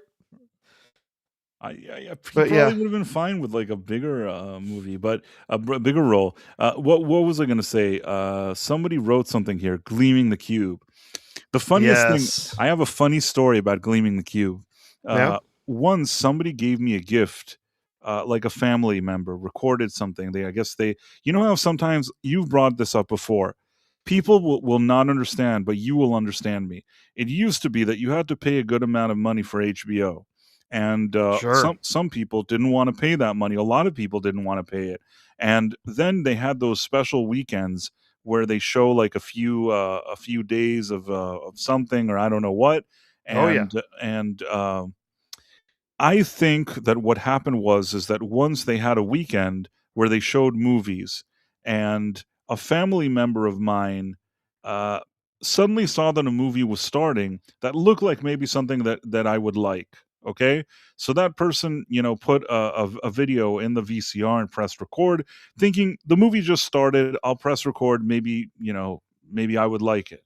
And I got the video, and I started watching it, and it starts maybe like 5 minutes into the movie. So you have like Christian Slater, he's riding like a skateboard and doing all this stuff. And the funny thing is, I never understood. I don't know if maybe the credits cut off at the end. I don't even know what the deal is, but I couldn't understand what the name of the movie was. I watched the movie. It was like that Gleaming the Cube one, where it's Mhm. like him and Tony Hawk and all these people like on skateboards or whatever it is. And I kind of like the skateboard aspect of it. It's not the best movie. It does have Stephen Bauer, who I like, from Scarface. It has a young Christian Slater who does well enough, I guess. There is some silly things that happen narratively in this movie, but whatever it is, at the end of the day, I saw the movie. But you know what the problem was? I didn't know the name of the movie, and I couldn't find out. They didn't have internet like now. You know what I mean? Yeah, of course. So I was just like, I asked a few people, "Hey, do you know what this movie is called?" With like, some kid on a skateboard and the guy from Scarface. Everybody's like, "What are you talking about?" Like nobody knew what this movie was. So I have a video cassette that has like an empty label with no knowledge of what the movie even is. Whoever recorded it didn't know what it was either. And I I decided to take initiative. So you know what I did? What? I think that at the time I had I had like a video game called Skate or Die for the Nintendo Entertainment System. Yep. So I just figured this is close enough. And I think that what happens is that Christian Slater in the movie has an Asian brother. I don't know why his brother is Asian, but his brother is like a good guy, like an Asian guy, and I think he gets killed or something. So I thought to myself, well, his brother isn't skating and he died, and Christian Slater is skating and he thrives. So Skate or Die could be the name of this movie. Mhm. So then I wrote Skate or Die on the cassette. And for years, even if people were hanging out with me, that's what I would call it. I just decided, like, I willed it into existence. I'm like, this is the movie Skate or Die. And there are still probably people in the world that think that that movie is called Skate or Die. Years later, I think that I explained to somebody that I have like Skate or Die. And somebody said, like, dude, what the fuck are you talking about? That's Gleaming the Cube. But for years, like I misled people.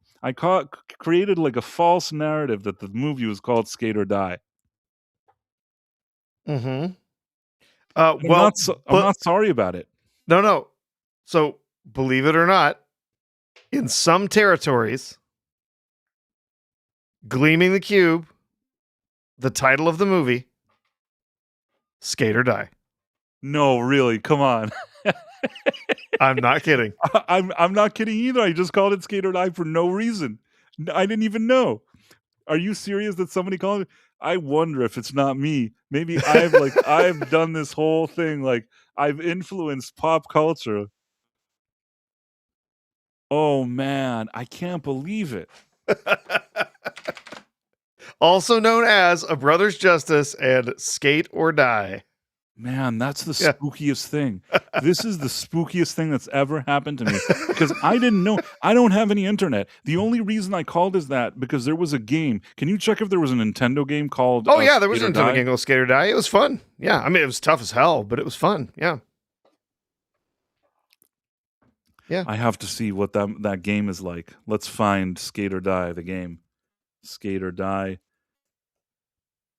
Maybe. There's You know a what? Because Skate or Die was a popular game, maybe the reason why they called the movie that is because they knew. could be. You know what I'm Yeah. saying? Basically, it's sort of like a reverse. They got to the same place I got, but they got it from a different direction. I know exactly what happened. Gleaming the Cube is a weird title, okay? And if you asked me even then how I would call this movie, I would call it Skate or Die. And the reason why is because at the time the Nintendo game was popular, so it would make sense like to tie it to that game. If they were smart, they would have called it and tried to tie it into the IP. But instead they're just like, nope, Gleaming the Cube. And in my mind, a guy that didn't know the name of it, I just said, well, this is Skate or Die. But I see that somebody else, just from a marketing perspective, thought the same thing. Oh, okay. So it looks like it was retitled. It was repackaged for television. And when they repackaged it for television, they changed the name to Skate or Die for the repackaged television. I already at a young age, I was one step ahead. You're a trendsetter. It's you're naming movies, you're wearing velvet jackets. It's the thing. I am the one that willed this into existence. I willed Skate or Die into existence, and Usher wore the velvety jacket because of me. And Argentum, who is a woman, by the way, the only woman that watches this channel. Bryce has power. I'm just kidding. There's a few others. Bryce has powers beyond the understanding of mortal men. Thank you. I am very excited about the fact that I did the work of a marketing executive without even being a marketing executive. As a kid, I understood it better than they did. Ooh, I remember this. Oh yeah, I played this a bunch. This was one that I think I had a friend that had this one, and I borrowed it from him. I played a bunch of it. I mean, I really liked it when it was, when it came out. But the truth is that nothing beats like the next level of game, which is Tony Hawk. Mm-hmm. Tony Hawk is like one of my all-time favorite video games. Yeah, when I say I played this, I was not good at it. Oh, the downhill run. I hated this. Oh, it was the worst. Yeah, this game was pretty difficult, but I think I was pretty decent at it. Halfway decent, But yeah, they didn't make it easy for you. It's not a fun game. It's a game that you do your best with, but it's not a fun game. There's the downhill run. What were the other of it? So there was the half pipe. There was the ramp.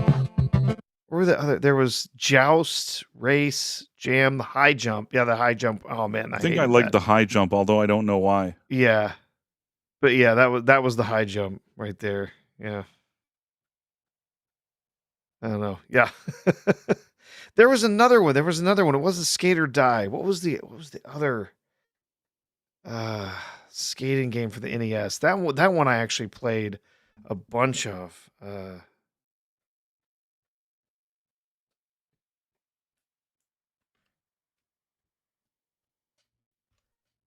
What was that called? Like I said, I think Skate or Die. I had a friend that had that one, but there was another one that I got. I rented. Is it 720 degrees? Is that the one? Let's see.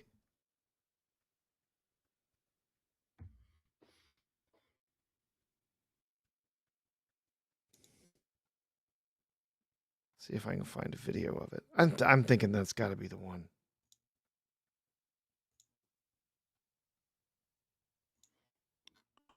It's possible.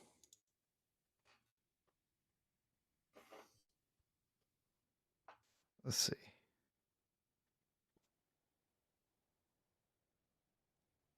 Oh. Yeah, this is definitely the one.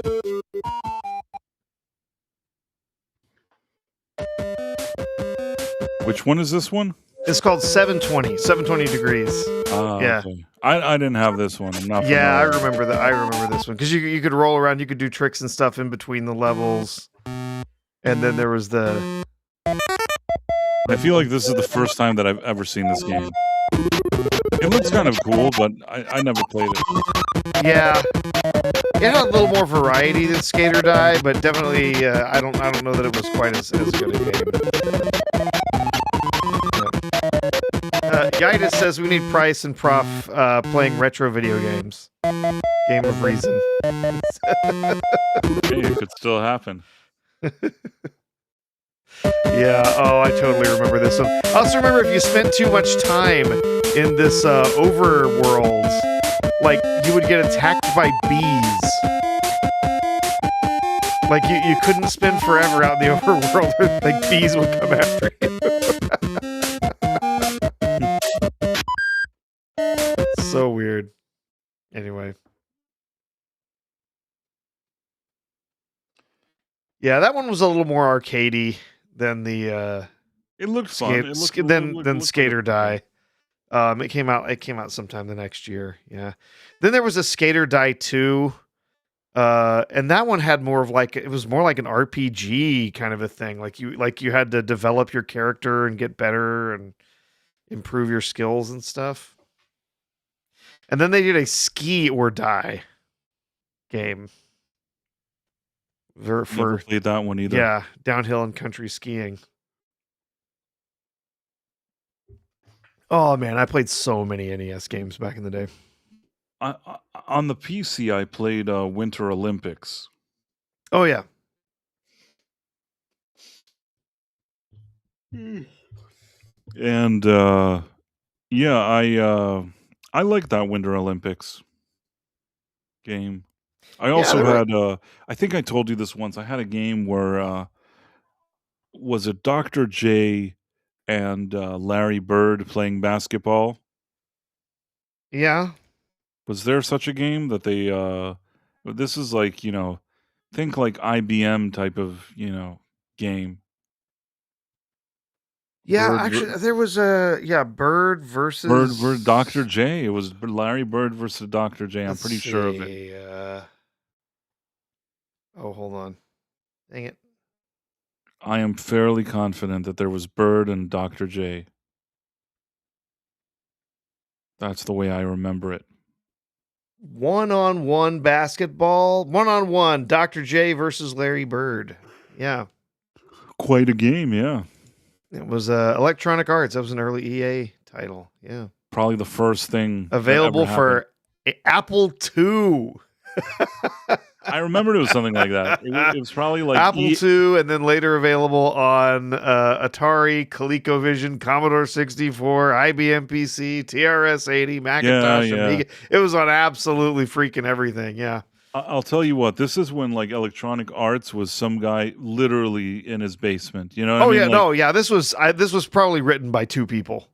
I would bet at most it was written by two people. Two people like in a garbage can like wrote that game. But you know what? It did whatever it needed to do, and it laid the foundation for what you know as Electronic Arts today. That's sometimes you just need that one thing to put you on the map. We wouldn't have gotten the Lord of the Rings trilogy if it wasn't for Freddy Krueger. Yeah. Sometimes you just need one thing. You just need one thing to kind of put the bread on the table. So do you know the game Breakout, the original Atari game Breakout? Yeah, the little paddle the at one the bottom. Where there's balls and like a paddle, and you have and there's bricks at the top of the bricks at the top. So it's almost like you're playing Pong with yourself, right? Didn't like Steve Jobs and Wozniak make that game? That's what I was gonna say. Yeah, that was written by Steve Wozniak in like a weekend. Like he had like Steve Jobs brought him the work because he at the time Steve Jobs was working for Nolan Bushnell at Atari, and said like, oh, we've got to get this game done, whatever. And so yeah, he brought it to his friend Steve Wozniak, who was a brilliant hardware engineer and very good programmer. So the all the hardware and everything was designed by Steve Wozniak, and then Steve Jobs helped with putting the prototype together and everything. So right, and by the way, I mean that also goes. That's part of the bigger story is that around that time, as they were doing this, Steve Jobs went into Nolan Bushnell's office and said, "Hey, I want to make a business offer for you. I'm starting a company for PCs called Apple, and if you give me $50,000, you'll own a third of the company." Mm-hmm. And Nolan Bushnell laughed in his face and said, Oh, "This everyone laughed in their faces. is the dumbest thing you ever heard." Yeah, so Steve Wozniak, again, amazing hardware engineer. Really, just an absolute freaking genius. He had come up with this idea because there were these personal computers at the time, but they were ridiculous. Like one was the Altair. It's essentially a box with a bunch of switches on it that you could flip the switches in different orders to send the binary commands into the computer. So then it would like blink lights back at you to tell you the answers to equations and stuff. When you think about it as a computer, it's kind of hilarious. But that was like state of the art back then for some sort of computer you could build at home, you could put together at home. So Steve Wozniak had this brilliant idea. He was gonna design this machine that could just use a television as a monitor, and he he designed this idea and put together this computer. He worked for HP at the time, and so he was talking to Steve Jobs about it, like, we could actually do something with this. And Steve Jobs was the one saying, like, we could sell these, we could build and sell these things, we could make money. And so he said, well, I work for HP, I have to give them the first look, right? So, legally, I made this on their time. I made this, with some of their technology. Like, I have to let them look at it. So he went to HP and they were like, nah, we don't want it. we have no interest. No thanks. And so then, like, yeah, they needed money to be able to make the circuit boards and buy the parts and stuff. So yeah, Jobs went to Bushnell, was like, hey, we're doing this thing. We want to know if you want to be part of it. Nope. Not interested. Like, but nobody wanted to have anything to do with this stuff until later. Like, he did end up finding a few people that were kind of outsiders at the time. People like, there was a few people like that had been in the industry for a while, that had sort of made their money and moved on because it was stressful and whatever. And so he ended up finding a few people here and there that were willing to kick him a few bucks here and there to join in, to help develop stuff, help get them the money they needed to make the original Apple computer a reality. And yeah, it's a really wild story. It's considered one of the biggest mistakes in business ever. Oh yeah. When people think of, like, they do like the top 10 biggest business mistakes ever, one of those and could easily be in the top 5, maybe in the top 3, is to own a third of Apple for $50,000 is, generally speaking, the best deal you're ever going to be offered. Yeah. Yep. And there was also a guy who joined them early on who had helped them kind of set up the company and get it incorporated and all sorts of stuff, who was owned 10% of the company. And then after they started getting bigger, and the Jobs started making deals with people to be like, we're gonna take on this money, and we're gonna build all these machines and start selling them through this computer shop and everything. Like, he got cold feet and he said, "I'm out," walked away. Like, he would have been worth billions of dollars. Istafobos points out there's another big one. Yep, the chance that not Best Buy, Blockbuster Video had to buy Netflix. Yeah, that sucks that they didn't. But still, the thing is that Netflix still cost $50 million at the time. $50,000 for a guy like Bushnell who had the money. You know what I mean? No. At that moment in time, Bushnell was riding high. If he was going to invest in something, I'm not saying, maybe a lot of people asked him and it was a lot of stupid stuff, but if he could have understood the vision, a bit of the vision, what they were doing, and considering what a genius Bushnell was, that he couldn't pick up on it and wouldn't give him $50,000, obviously knowing what it turned out to be. He himself has said that he regretted it. He says it in a nice way. He's kind of a good sport about it, but I'm sure he thinks about that sometimes and figures, man, would have given the guy $50,000. It's nothing really for him at that moment. Yep. But yeah. Vincent Price not taking a piece of Thriller. Yes, that was also... I'm very sad for him that he didn't do the right thing there. Yeah, And something tells me that might have been his agent at the time that might have told them just to take the payout and not take a piece of the overall, album. somebody gave him some bad advice, and I think his Yeah. daughter later got upset, or years later was trying to say something with lawyers, but it got nowhere because they said, "Listen, he was of sound of mind, of body, or whatever it is. He had representation.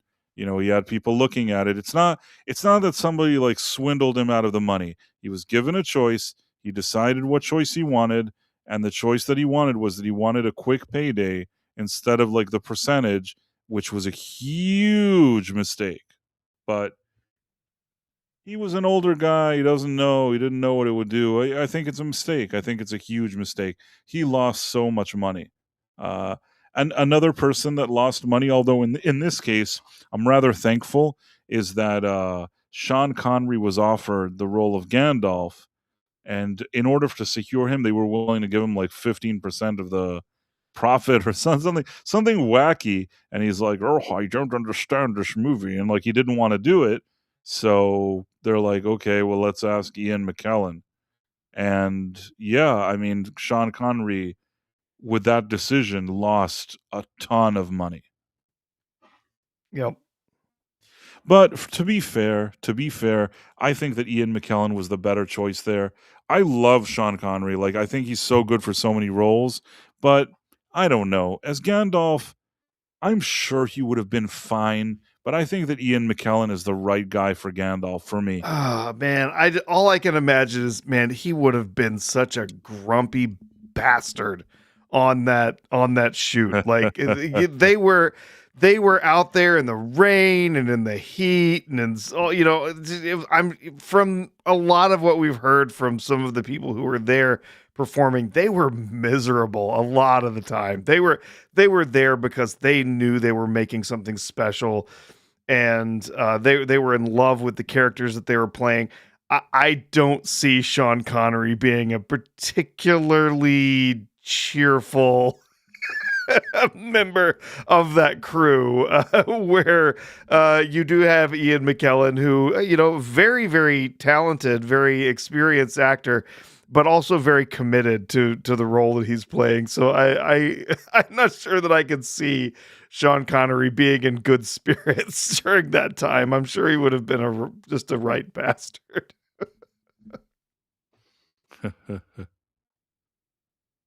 Yeah, I think I can see where you're coming from. At the end of the day, I think that what needed to happen happened. He wasn't a good fit for that, not for hanging out with the crew, not for sitting there. And part of the reason he didn't do it is part of the reason that you're saying. He would have been away for like a long shoot, and he was at that point. He was like, he wasn't young and hungry Sean Connery. He was a Sean Connery that wants to come in, collect a check, and leave. I don't think that that was the atmosphere there, and at the end of the day, it played out the way it needed to play out.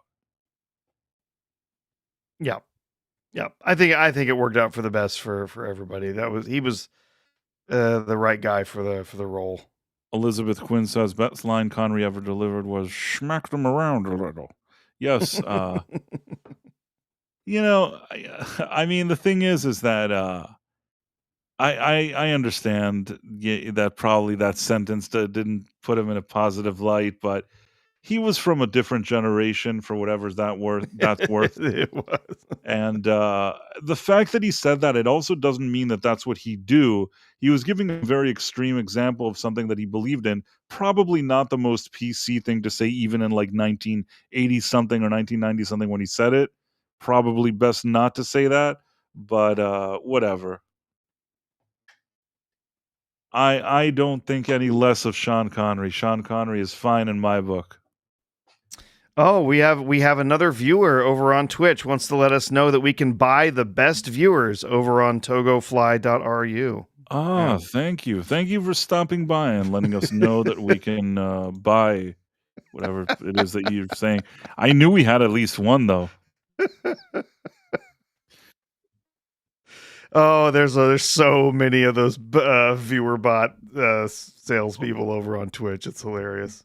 Oh, wait a second. We have another super chat from the real head. Yes, we do. So I'm going to show this thing. Another super chat from the real headcase. That's not what I planned. Hold on one second. I found it. Okay. I am sharing this right now. Okay. NBA Jam, guys. He's on fire. Wasn't NBA Jam the one with Larry Bird and Dr. J? No, NBA Jam. That was a different. That was a What was very NBA Jam? arcade. So I've got a video of it here if you want to see. Show me, because that actually it sounds familiar to me. Thank you for the 199 super chat. Yeah, thank you, guys. Oh yeah, you'll have to either unshare or select my video there. See it. Yep. So this is a very arcadey basketball game. I feel like I had this in my computer. Yeah, this is the original arcade version, but yeah, it came out for a number of different for a number of things. It was ported for the it was extremely popular. This machine, I do remember, there was one of these machines at the time. I had a friend who was on a bowling league, and so we ended up at the bowling alley a lot. They had one of these machines at the bowling alley.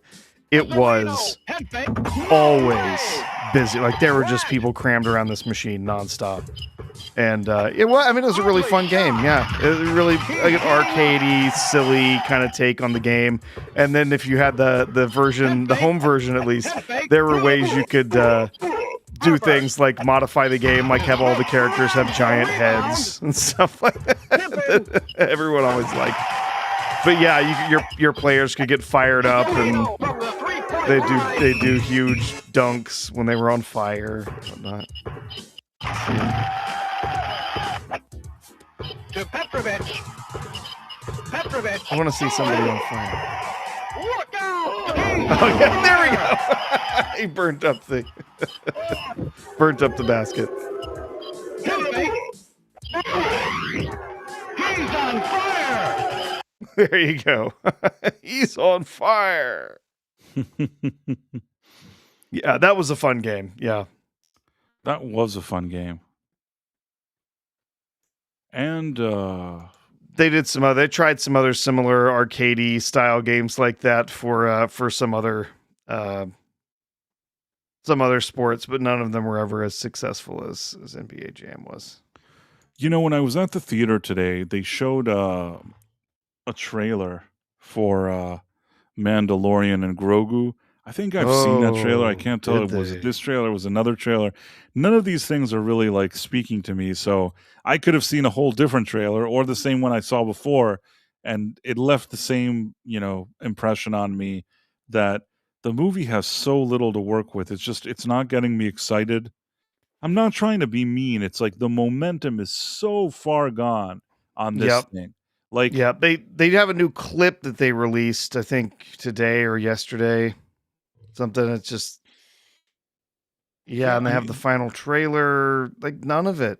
I don't know. The only thing that could bail this movie out to an extent is that supposedly they spent, let's say, $166 million on the production. There's still going to be more marketing, but let's say bullshit. Oh, sorry. Maybe you're right. They're claiming that they spent less on this one, but I never really believed them. In any case, I think that without like $450 million at the box office, I think that any less than that means it lost money. Maybe if they make like 450 to 500, they can claim that they walked away not losing money. That for them, that could be some kind of win. I don't know why it's a win, but that would be their like big win. And I really don't imagine that there's a big audience beyond that. I think some parents may take their kids to it, but man, is the movie not getting? It's not exciting. The trailer, at least.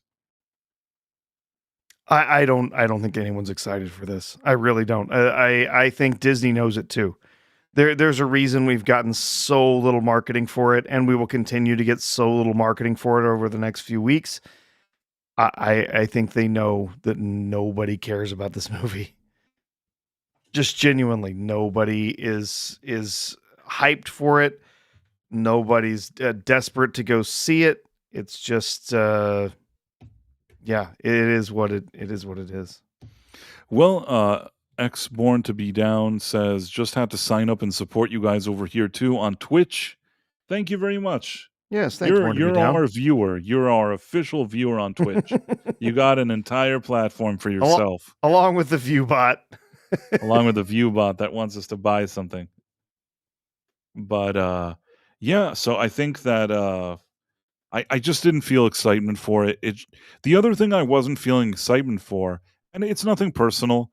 Gina Carano apparently told some publication or something that she had a Zoom call with Favreau and Filoni after the case was settled, and it was a pleasant call. I don't know what that means, but I don't know. All I know is that they shouldn't have fired her, and the fact that later they come back and they're trying to be nice to her and whatever, I don't know. Maybe they should have done more to fight for her when they were there. It's kind of interesting later that they try to be nice to her. You know what I'm saying? Oh, of course, yeah. I still don't think she's going to be in this movie. There's a lot of people have been speculating, oh, they secretly snuck her in here or whatever. No, if she were in this movie, we'd know it. You know, anything They would be possible. desperate to tell people that they brought her back so that they would go see this film. You're probably right. They'd show her in the trailer, you know what I mean? Like, they'd be like, fuck it. Mhm. Like, let's just say that we brought her back. But I don't know. I just wonder why she even agreed to say that she spoke with them or anything, because I wouldn't agree. You know, I wouldn't say anything. Kind of screw those guys, but if I were her, but I understand. Yeah, who knows? I don't. I think there's very little excitement here for the movie. I as much as like I like her, it's not that I'm itching for them to now give her a show or do anything. I'm not itching for anything. I really kind of prefer that other people take charge of Star Wars. I'm tired of they had their chance, you know. I don't hate Jon Favreau. I don't hate everything that Jon Favreau has done, but you know what? They got their chance and they blew it. Yep. Filoni, if there's animation, I think that like some kind of animation stuff, he can be fine. I don't think he crosses over into non-animation well, so that's an issue. Yeah, his record in live action has not been very good. No, At all. and I'll tell you, like with all the jokes that we tell, I don't think he's terrible on the animated side. I think that he has something to offer in that department, but he hasn't really translated it to live action. Ahsoka was an absolute disaster. Yeah. Oh, Ahsoka was. I mean, I've said before, Ahsoka was the Star Wars that finally broke me. It was the Star Wars that finally where I finally gave up hope for Star Wars. Was watching Ahsoka after all of the other filth that we had been rubbed in our faces. Like, it was finally Ahsoka that made me say this is unredeemable. We can't save Star Wars at this point. There's nothing they can do. There's no show they can make. There's no movie they can release that can redeem Star Wars at Disney. The only choice they have is to flush it all down the toilet and start over. And that's not going to happen. So Star Wars is dead. It's dead. I mean, maybe there's a project here and there that's fun or interesting. I will admit to enjoying some of Andor, not all of it. I thought a lot of it was a little overwrought, little too much. Slow perhaps and boring, very kind of, slow, yeah. but And there boring. were bits and pieces there of brilliance that were quite enjoyable. But for the most part, just really just too much and too long, too drawn out. I mean, the second season, man, you get like 3 episodes of a freaking wedding. I mean, it's terrible. So for all of it that was enjoyable, there was like 9 out of 10 hours of whatever they showed was just boring as hell. That was pretty much it. There was some good stuff, but it was few and far between. But yeah, it was finally that Ahsoka that it just like I realized watching how incredibly bad it was. Like the Star Wars was just done. There was nothing they could do to turn it around. Istophobo says there is a way to save this. They just might be willing to do it. I don't know. I'm not sure what we should do to save it. I don't know how they can fix. I don't know how they could fix it, but I mean, I know how they could fix it, but Disney's not going to do it. They find a way to retcon away the sequels, and they find a way to retcon away Ahsoka and all the crap. If that means that Mandalorian sticks around, if that means that Rogue Squadron, Rogue One sticks around, okay, whatever. But I just don't think they can do it. I don't think they will do it. I think they're too embarrassed to actually flush anything that they've done down the toilet. There's a difference here too, because I think with Star Trek, I think there is the will there to do it. And I think they are going to do it. They are going to take Kurtzman's Trek and flush it. Have you heard the rumors this week, Price? Anything new there's some solid rumors that at the very least they have been talking to other companies. Specifically, Netflix is the one that's cited. They have been talking to other companies about selling what's left of Kurtzman Trek so that it airs somewhere else. Wow. It doesn't air on Paramount Plus. It's funny because I can't think of anybody that'll want it. So specifically, it's Netflix that they've been talking to. Of course, Netflix has been burned by Kurtzman Trek before, so I'm not sure they would at all be interested in it. Talking about potentially, the second season of Starfleet Academy, selling that off to Netflix along with the first season of it, and then just let it show over there. Argentum Nerderotic won an auction for a shuttle chair. I saw that, yeah. From Starfleet Academy. Shuttle chair, yeah. He did. That's too good. That's too good. I hope he does a video of him taking a crap on it. That's what. and then put a video of the turd on YouTube and see if it gets more views than an episode of Starfleet Academy. Go collect a dog turd out of the yard. Set it on the chair and see if it gets more views than than an episode of Starfleet Academy, because I guarantee it will. It will. It will. Yeah, Argentum said he's putting it in the office. Yeah. Oh, that's funny. Yeah. Oh, Badfoot says, can't they just erase New Trek like Willow? They can't do that. What they can do is basically say, that is over here in this other universe, and we ain't touching it anymore. Like kind of like the JJ movies. Like, that's over here, Kelvin, whatever timeline, it's over here. We're not doing crap with that no more. It's gone, right? So they can do that, and I think that is what they're going to do. It sounds like they have pretty much made their decision about what they want to do with that, and it is a decision to just erase it.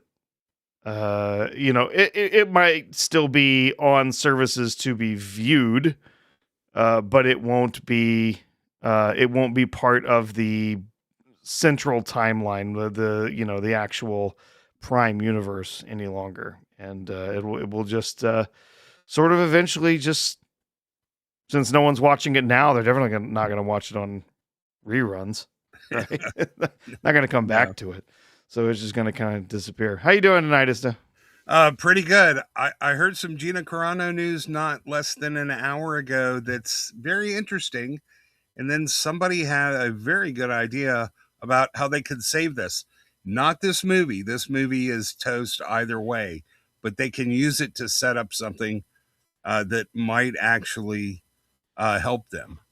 So basically, the news was that not only did Carano have a Zoom call with both Favreau and Filoni, but Favreau asked her specifically, so where did we leave off? And he indicated that he might be willing to stay if she was to come on board, as in the Rangers of the New Republic, right? That was the show she was going to do. That was, yeah. And the only catch is you have to understand that circa maybe 2020, 2021, when that first Mandalorian season came out and it was the only thing that wasn't a complete insult for Star Wars, the second season they brought back Luke at the end, even if it was digital, and he's kind of kicking ass, and it looked like, actually things were happening on that show. If at that point they would have given her own kind of Rangers of the Old Republic, I think that probably would have been a good idea. But man, if they do that now, it doesn't come out before 2027, 2028, like 7 years later. yeah, That is so many years for this whole Grogu and Mandalorian thing to already be down in the dumps, which it really is already. Well, here's the idea, and they could do this. It depends how desperate they are. They are definitely in trouble. They've definitely given a mandate from the financial guys that they have to fix this. They don't know how to fix it. But I suspect that maybe Filoni, as soon as KK left, he calls up his friend Favreau and says, I don't really know what I'm doing here. Can you help me? And Favreau seems sort of more involved now than he was even a month or two ago. I'm saying that it's possible. What they would have to do is they have to kill off Mando in this movie. This will have to be it. They would have to retool Ahsoka and make it so that Gina Carano would be in Ahsoka. She really can't be in this movie. There's not enough time, but she could have an end credit scene or even a voiceover near the end. And since she would be a Ranger, they could have her. So what's going on now with the whole Mando thing is that the Hutts are hiring bounty hunters to kill off the old Imperials. And Thrawn's coming back into the galaxy. And if Thrawn was as master genius as he was, what he would do is he would help the Hutts get rid of the competition. And then maybe Gina Carano discovers where Thrawn's been hiding, sort of in the outer edges of the galaxy. So they bring in both Thrawn and Carano's character into Ahsoka and set it up so that Baby Yoda actually grows up a little bit and has a chance to possibly start rebuilding the Jedi. But they'd have to decanonize the sequels, and that's where I'm not sure they're desperate enough to do that. It all doesn't matter in my opinion. I think this movie, there's just, it's so difficult to revive this specific thing. I think that if they just, jumped 1,000 years in the future, maybe not 1,000, a few hundred years in the future, a new generation, something with Jedis, forgetting about any of this shit that happened during the Kennedy era, maybe you could get away with something. But to do this Mandalorian thing again, I don't know. I'm not saying that there isn't anything Star Wars you could do, but the only realistic thing you can do is leave all of the baggage behind. You know what I mean? Yeah. And listen, Mando's a dead end anyway. It was over with that horrible season 3. Their smartest play is to use it as a launch point for something new. Even if they manage to put Gina Carano in this movie, it's not going to save it. There's no interest. There's no buzz. Maybe she adds 50, 100 million to the take. But what they can do is use the movie to set her up. I think a lot of people would at least be willing to check out a Gina Carano project. But the big thing is, if she stays, the implication is that Favreau would hang around for a little bit longer, and he's the only one that can do anything good. I'm not sure it'd be enough for me, man. I'm kind of done, but it might bring enough people in to rejuvenate it a little bit. I don't know. What do you think? I think that this thing is dead in the water. Maybe, like I said, maybe parents with kids, whatever, it'll make, their best scenario, in my opinion, is they break even.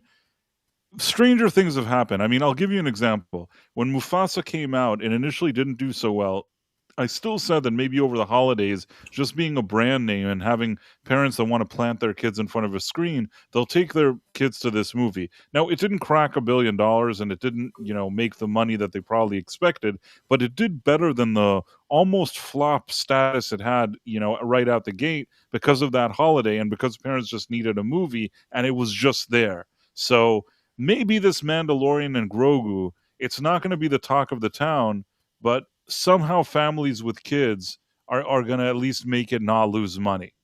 What beyond that? I don't think that people that are not little kids with parents wanting to plant them in front of a screen are especially interested in this movie. If you're relying on them, you're probably not going to get it. But I guess they're hoping that Grogu is going to be able to that's funny. Can't stop laughing at that. I love it. Oh my God. That's too good. Yeah. That's from Barry Chan too. Yeah. Grogu's not going to bring the kids in because the kids now, they don't even know who Grogu is. They're not interested. Grogu fans are in their 30s now, in the 20s and 30s. I don't think this movie can make money. The best they can do is sort of sacrifice it to set up something that might gain people's interest. That's my idea anyway. But if Favreau stays on, that will make a difference because we know Filoni can't do shit. He can make cartoons. And he even made I think it's not that great, but people are just talking about how good it is, but nobody's really watching it. It was just like the Skeleton Crew and everything else that they come out with that gets good reviews and good fan reaction, but it's still nobody watches it. No, no one cares. No one cares about this show. No, I genuinely. I mean, maybe there's something they can do. I think Star Wars is done. I don't know that there's anything they're gonna do to win the audience back that they've already pissed off. They chased them away. It wasn't even just that they did something that some of the viewers didn't like. They've literally had every intention of chasing off fans of the films, older fans, because they don't want them anymore. And so there's a lot of people that are just no longer interested in Star Wars as a property. Yeah. You know what? I have another guest, by the way. Yeah, hey, Mark. Hello. Mark. Yeah, thank you for having me. Yeah, no, I was going to say too, I went to Galaxy's Edge right when it first opened. My kid was out in California for something for school, and we're checking out colleges. We're like, oh, let's go there for a day, and it was freaking depressing walking around there.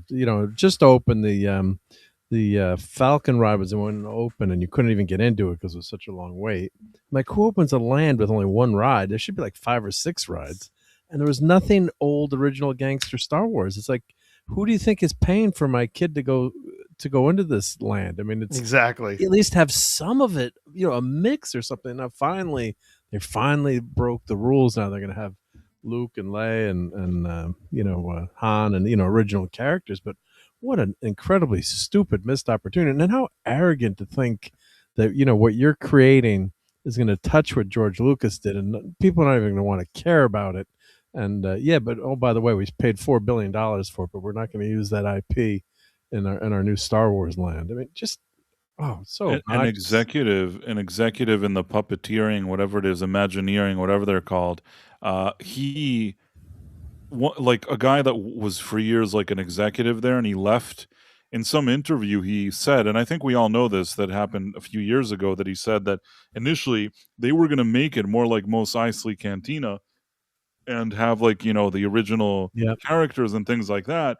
And Kathleen Kennedy was the one that spoke to Iger and really crushed that, because she quote unquote like didn't want a bunch of old men showing up to her park or whatever it is. It is so stupid that that's what she was thinking. She really, in the history of executives, I don't think there have been dumber, like a dumber, more incompetent and stupid executive than Kathleen Kennedy in Lucasfilm. Like what I always say is that the guys that are the middle-aged men or the old men that she doesn't like, those are like in a casino, the high rollers. When they have people and there's like a VIP with like the tables and they want those kind of big whales to come to their casino and spend money, that's what we are on a Star Wars level, because we're the only ones that are going to buy some weird shit and spend money on this crap. You know what I mean? This was supposed to be like, okay, first of all, we don't want to lose the high rollers. Then maybe we can also build something in addition to that. And if you don't understand that, if you don't understand where the majority of the money and like purchase power is coming from in your franchise, then you're an idiot. Yeah, They didn't buy anything. They did the same thing with the fans that they did in the films, which is, did you talk about that guy that just got laid off that came out and said they really thought the sequel trilogy was going to erase the OT and then everybody would be all in with Rey? They really believed that.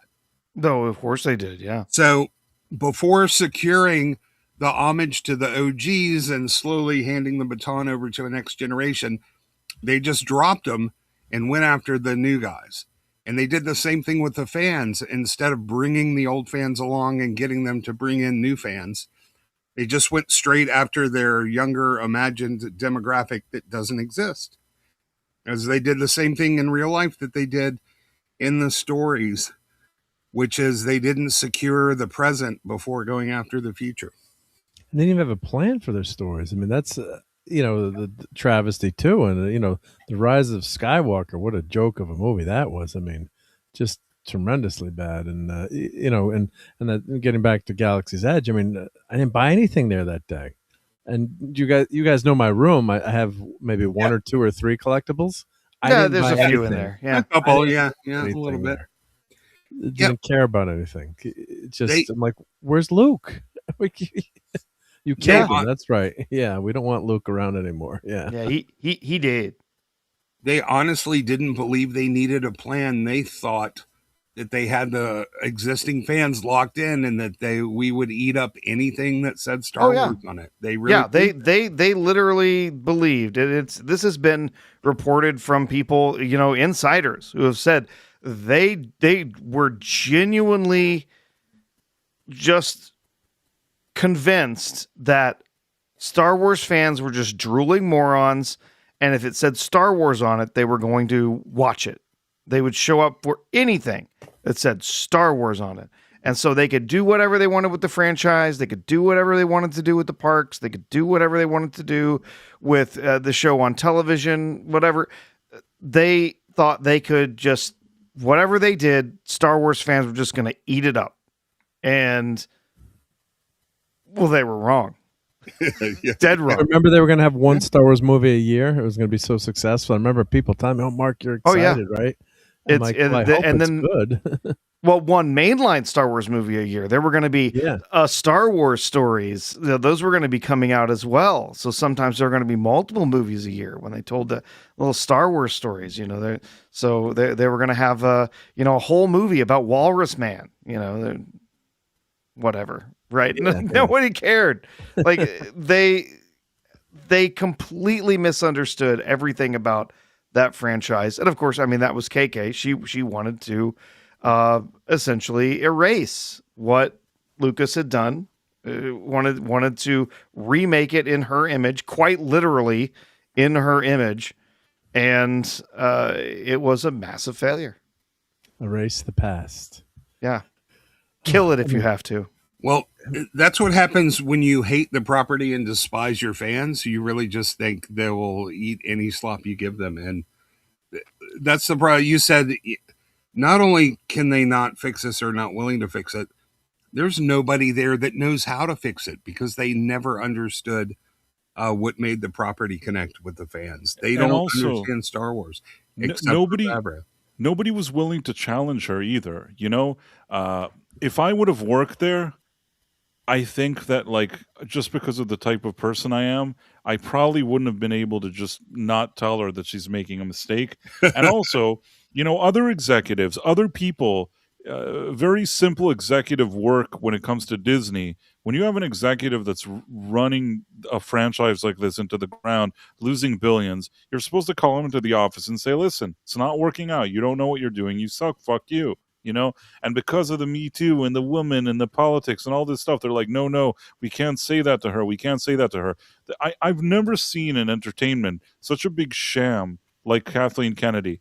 Okay, she's stupid and incompetent and she doesn't know what she's doing, but the fact that everybody enabled her for over a decade, 12, 13 years to ruin the biggest franchise in entertainment, and not to mention along the way also destroy even Indiana Jones and Willow, which is like the three big franchises this thing had.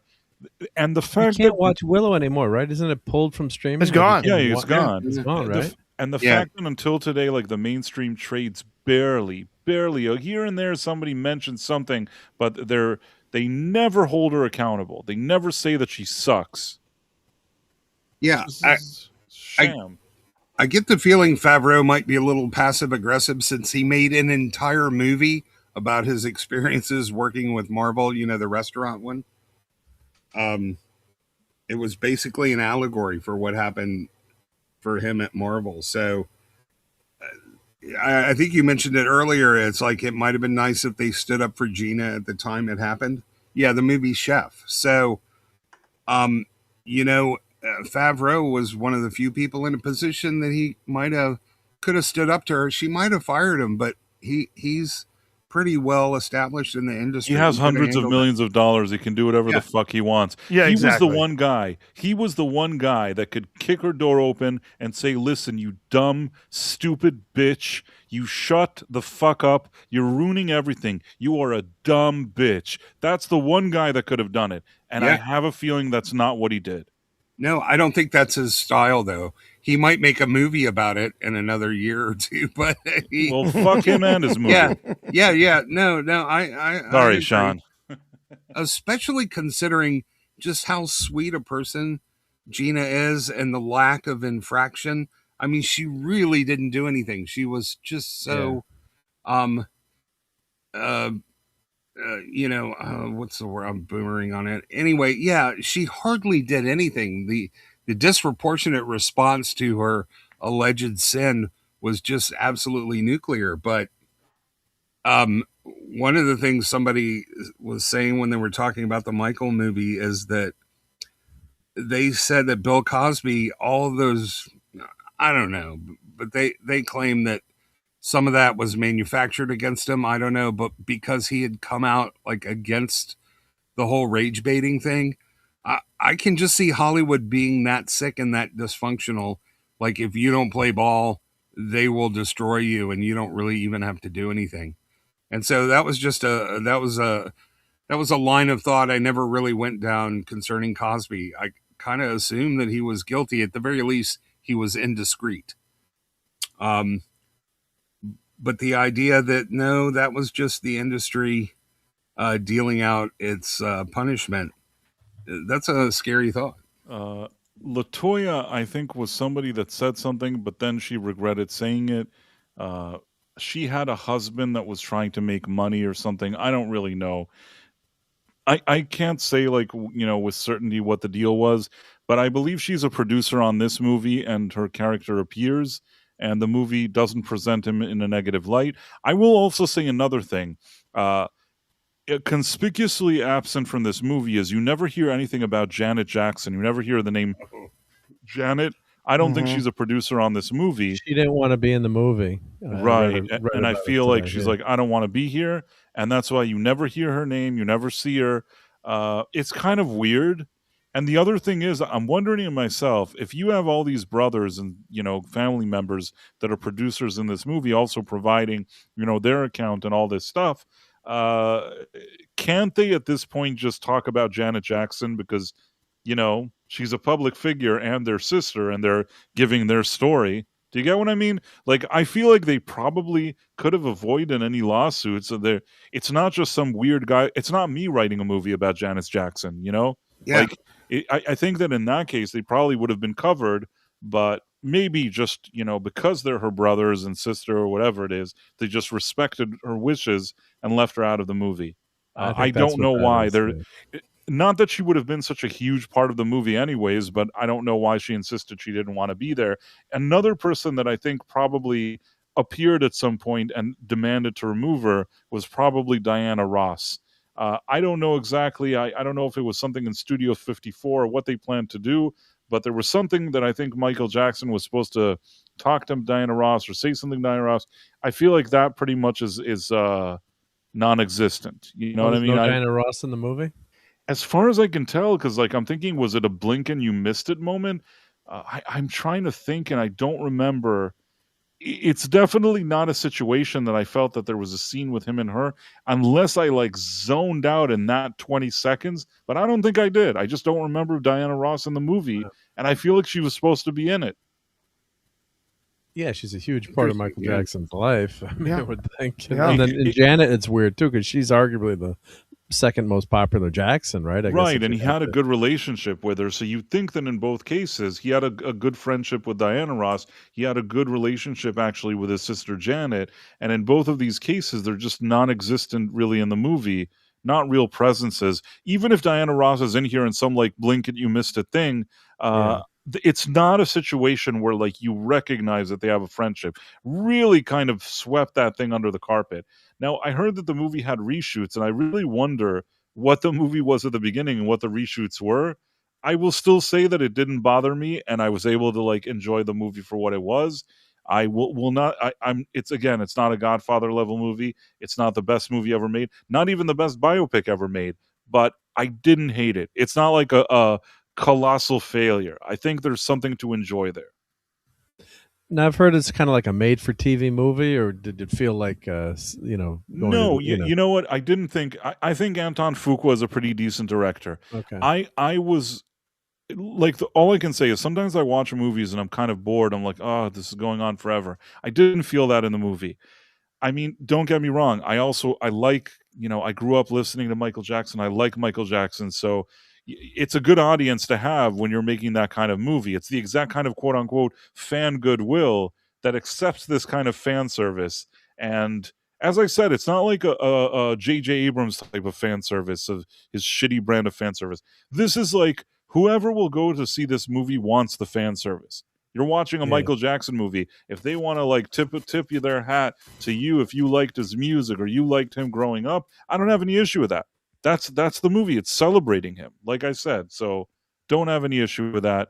What was your question?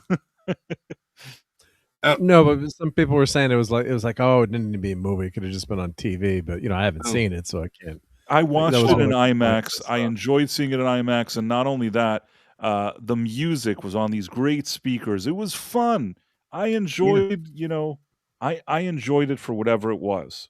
Did you hear the rumor they were filming a sequel at the same time they were making this one? And so they already have some of the next movie ready to go. I didn't hear that. Michael but 2 Electric Boogaloo. Well, so one, There's just a plan for sequel, yeah. thank you, Jocko Boom from Twitch. You can spread the word. Maybe you can help get this channel out to more viewers. We had our first Twitch comment that I saw. Jacko Boom. Well, Jacko the thing is, we are actually on a few different platforms, and this is only the second time we've streamed on Twitch. So, and we haven't made a real effort or anything to promote ourselves on that platform. We just kind of saw there's a button that if you click it, will also be on Twitch. And we decided to go for it. And now that you watched it, now that you're watching this stream, I'm super excited, Jacko Boom. Thank you. You win a no prize. A Twitch viewer. That's awesome. I'm still wondering who the local on locals is. I don't know that there's anyone on local. Actually, I was just looking at it. It looks like it cuts the stream off after an hour. Oh, I don't even understand what On locals locals. is really. Yeah, like it it streams to locals, but then if you go look at it, shows that the stream ended after an hour and 14 seconds. well, listen, I wasn't going to see this movie, but after the critics' response of them totally bashing and trashing it, I'm going to go see it. Between that and the fact that I heard the musical performances were really amazing and the acting, like, they really did a great job. So because the critics hated it, it actually makes me think there's something worth seeing here. And then I heard about the sequel thing, and then they might get into a little bit more of the delicate subject matter. But they didn't whitewash, like, this movie showed him as being kind of weird. Like, this wasn't, oh, you're the great perfect Michael, but it showed how he grew up and what happened to him, and maybe gave a great explanation for why he was the way he was, which is permanently arrested in a childhood development. I think there was. Yeah, sorry, go on. I was just say real quick, there was a controversy, or not a controversy, but they didn't realize that they're not allowed to touch some of those subjects in the movie.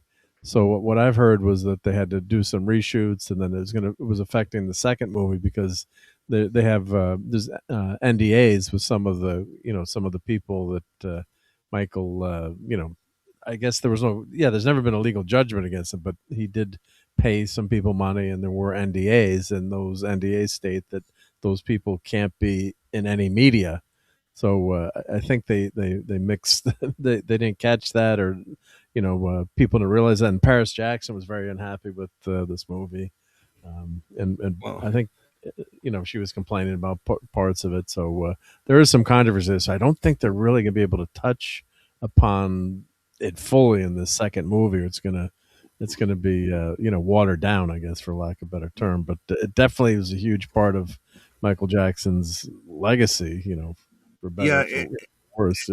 They might indirectly address it, but here's what I heard. Here's another interesting conspiracy theory, and I don't know. I didn't follow it much when it happened, but like, Michael Jackson was so powerful in the industry, plus he owned such a large catalog, including the Beatles, that maybe some people were looking to take him down a few notches. And I don't know if it's true or not. I know he was never convicted, but what I heard was that Sony is the one who paid off, and they had that project coming out, they had the album coming out, and that it actually wasn't the Michael Jackson estate that paid off the people, it was the record label. Well, the Jackson estate was in big trouble money-wise. He was spending money like crazy, and it seems inconceivable, but he was in dire financial straits. So that's when he sold they sold the record catalog to Sony. But he was a genius, the guy. I mean, if you ever watched, A was a genius buying the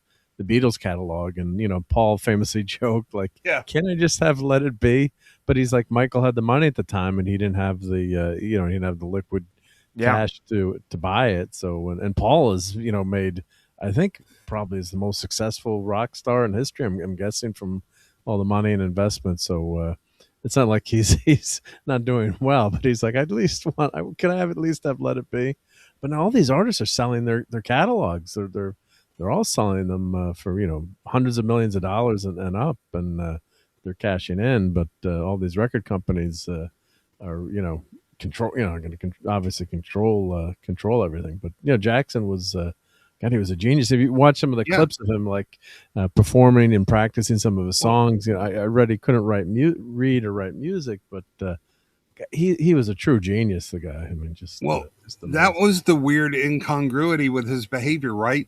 When you just hear him interviewing, he almost talks like he's a 5-year-old, but you get him in the studio, and all of a sudden he's Brian Wilson. He's focused. He's intense. He knows what he's doing. He is a musical genius, even if you don't like his music. I mean, the guy, at least on the level of like Stevie Wonder, man, the guy is a once in a generation talent. But when you take him out of that wheelhouse, he seems like an entirely different person, and a person that never grew up. And maybe the movie Neverland explains that, right? Yeah. I mean, now, he named his place Neverland. I mean, I don't know if he's guilty or not, or what. He was at least, again, indiscreet. But I find it plausible that the music industry decided it was time to take him out. And we've seen this kind of stuff happen to other people. I'm just saying it's on the list of many possibilities of what might be the truth.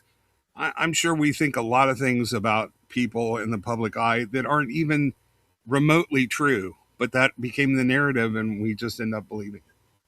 Yeah, but he definitely provided the ammunition if people Yeah. wanted to, Yeah, but look, in his mind, he's like 6 years old, so of course he's going to want to Yeah. hang out with other 6-year-olds, and they're going to want to have slumber Who would parties and want play to hang out with a monkeys. guy with all kind of Star Wars toys and comic But- book crap in his room? I mean, look what happened to Stan Lee at the end of his life. Look what Marvel did to him and how they used him. There are always vultures circling these people, using them, stealing from them, betraying them, and trying to get whatever they can. This guy didn't have a chance. But when his family was around, at least he was partially protected. It wasn't until he became isolated from his family that these vultures really went after him. Well, it wasn't Stan. It wasn't Marvel. It was the caregivers that were. Yeah. Just- But I'm saying when you're that big and you're that famous, Yeah. you attract the wrong kind of people. Well, look at what happened to Lieutenant Uhura. How her son was. Yeah, Was, Nichelle Nichols. Yeah, Nickel, Oh. yeah, would just was Did pretty we get bad. a super chat? What'd you say? Did we get a super chat? I think we got a super chat. Did we? Yeah, from Jason Yep. Webster. Sorry, Jason, that I only saw it now.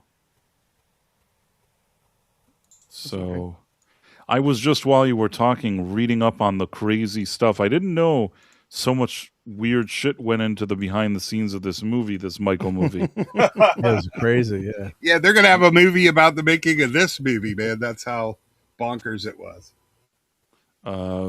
So Jason Webster with $2 says Darth Insufferables, which is KK, reign of error is over. Yeah. It's too bad that it's one thing if you get a few years and you make a mistake, but to get 13 years to run that franchise into the ground is one of the worst decisions ever in entertainment. Has Yeah. to be. Yeah, and it was intentional, self-inflicted. You've talked about it many times. KK butting in there saying, no, it has to be a woman. She has to be British. She has to have dark hair. Has to be, forces female kind of thing. It wasn't even incompetence. It was incompetence combined with an utter lack of creativity and a complete obliviousness to what made these things successful in the first place. Yeah, when I saw that Forces Female shirt, at first I'm like, oh, Disney bought Star Wars. Like, oh, we're going to get new Star Wars movies. I didn't realize George actually had some plans for movies that he had written. And I'm, oh, that's just kind of a funny thing. But then, Star Wars is the ultimate boy brand, right? And Yeah. Disney was the ultimate, girl brand with princesses. It doesn't mean that, you couldn't have crossover. I loved Disney as a kid, but, basically Disney was known for the princesses and Star Wars was known for for guys, little boys, and let's give them we want to bring girls in, but no, we really have to do is just make really good Star Wars products and movies and shows, and then you're going to have female fans that are going to come along. My sister loves Star Wars and Princess Leia, and equally, but you've got to do it organically. You can't lay Organa. You can't just hey, let's gonna count these numbers. We're going to do these demographics and do focus groups. And yeah, like you said, Ray's got to be this and a woman and British and check all these boxes. You need a good story. Remember, KK was famous for her plethora of bad ideas. Spielberg used to joke about. Yeah. So Yeah. think of it from her position. She spent years being dragged along by the coattails of these greats. They never listened to her. They never used any of her ideas. And the resentment built up because she knew that everything she had was because she was surrounded by men much greater than her carrying her along. And that resentment festered and fomented, and she had more and more ideas. And one day, man, she's going to show them what she has to offer the world. She finally gets that chance, and she doesn't let up. And it's just failure after failure after failure. Yeah, she was never a creative. Nope. Never. She was good at firing people. And from what I hear, she was good at helping people get things done. Really excellent at. In fact, what do they call that? A producer. Yes, she could actually produce things, but she could create nothing, and she never understood the audience. But she tried to change the audience, right? She didn't like the existing audience that had millions of fans that was beloved around the world. And by going, how the incompetence of going to a trilogy like that and not having the complete story mapped out. And I was thinking about this the other day too. Like, what if Mark Hamill, God bless him, had said, "Hey, these scripts suck." Instead of just complaining about them, I'm not doing this movie. Screw He it, already you signed guys. the contract. But But here's the thing, and you can tell because she didn't recognize genius. She genuinely believed that any guy could do it when they were in the position. Did you listen to her interview when she met with the weather people and was doing her getting females into television and entertainment? Yep. She thought you bring the woman in first and then you make it good. She literally thinks that anybody could do the things that Lucas did in Spielberg. They only did it because they only were successful because they were men. So she failed to recognize that talent and competency were necessary ingredients in the equation. So she just grabbed a bunch of women and promoted them without even looking at whether or not they were qualified, because she thought she could make it happen just on the power of the vagina. She doesn't understand how talent works. She doesn't understand how creativity works. She thinks anybody can do the job, and men are only successful because they're men, not because they work hard, not because they're genius, not because they're creative, not because of the blood, sweat, and tears paying their dues and the toil they put into it. She just say, oh, they're men, so of course it happens for them. Same thing. Who's that? Elizabeth Banks? Same thing. You can tell by the way she talks. Oh, you're just showing up because that guy's a man. No, we're showing up because he's brilliant. He's a genius. well, it's your fault. You didn't go see her Charlie's Angels movie. Yeah, she told me not to. She said she didn't want men there. Yeah. Yeah. That's like the weirdest kind of. I don't know if to say kind of FAFO or whatever, FAFO, whatever you want to call it. It's like you're going to tell people not to see your movie; they're not going to see it. Such a stupid strategy. Yeah, but now you know Half what the audience, cultural. Now you know what cultural Marxism is, because Marxism views all labor as being of equal value. They don't put any sort of emphasis on the individual or the quality of the labor, and that's the difference. And I think that's why they call it cultural Marxism.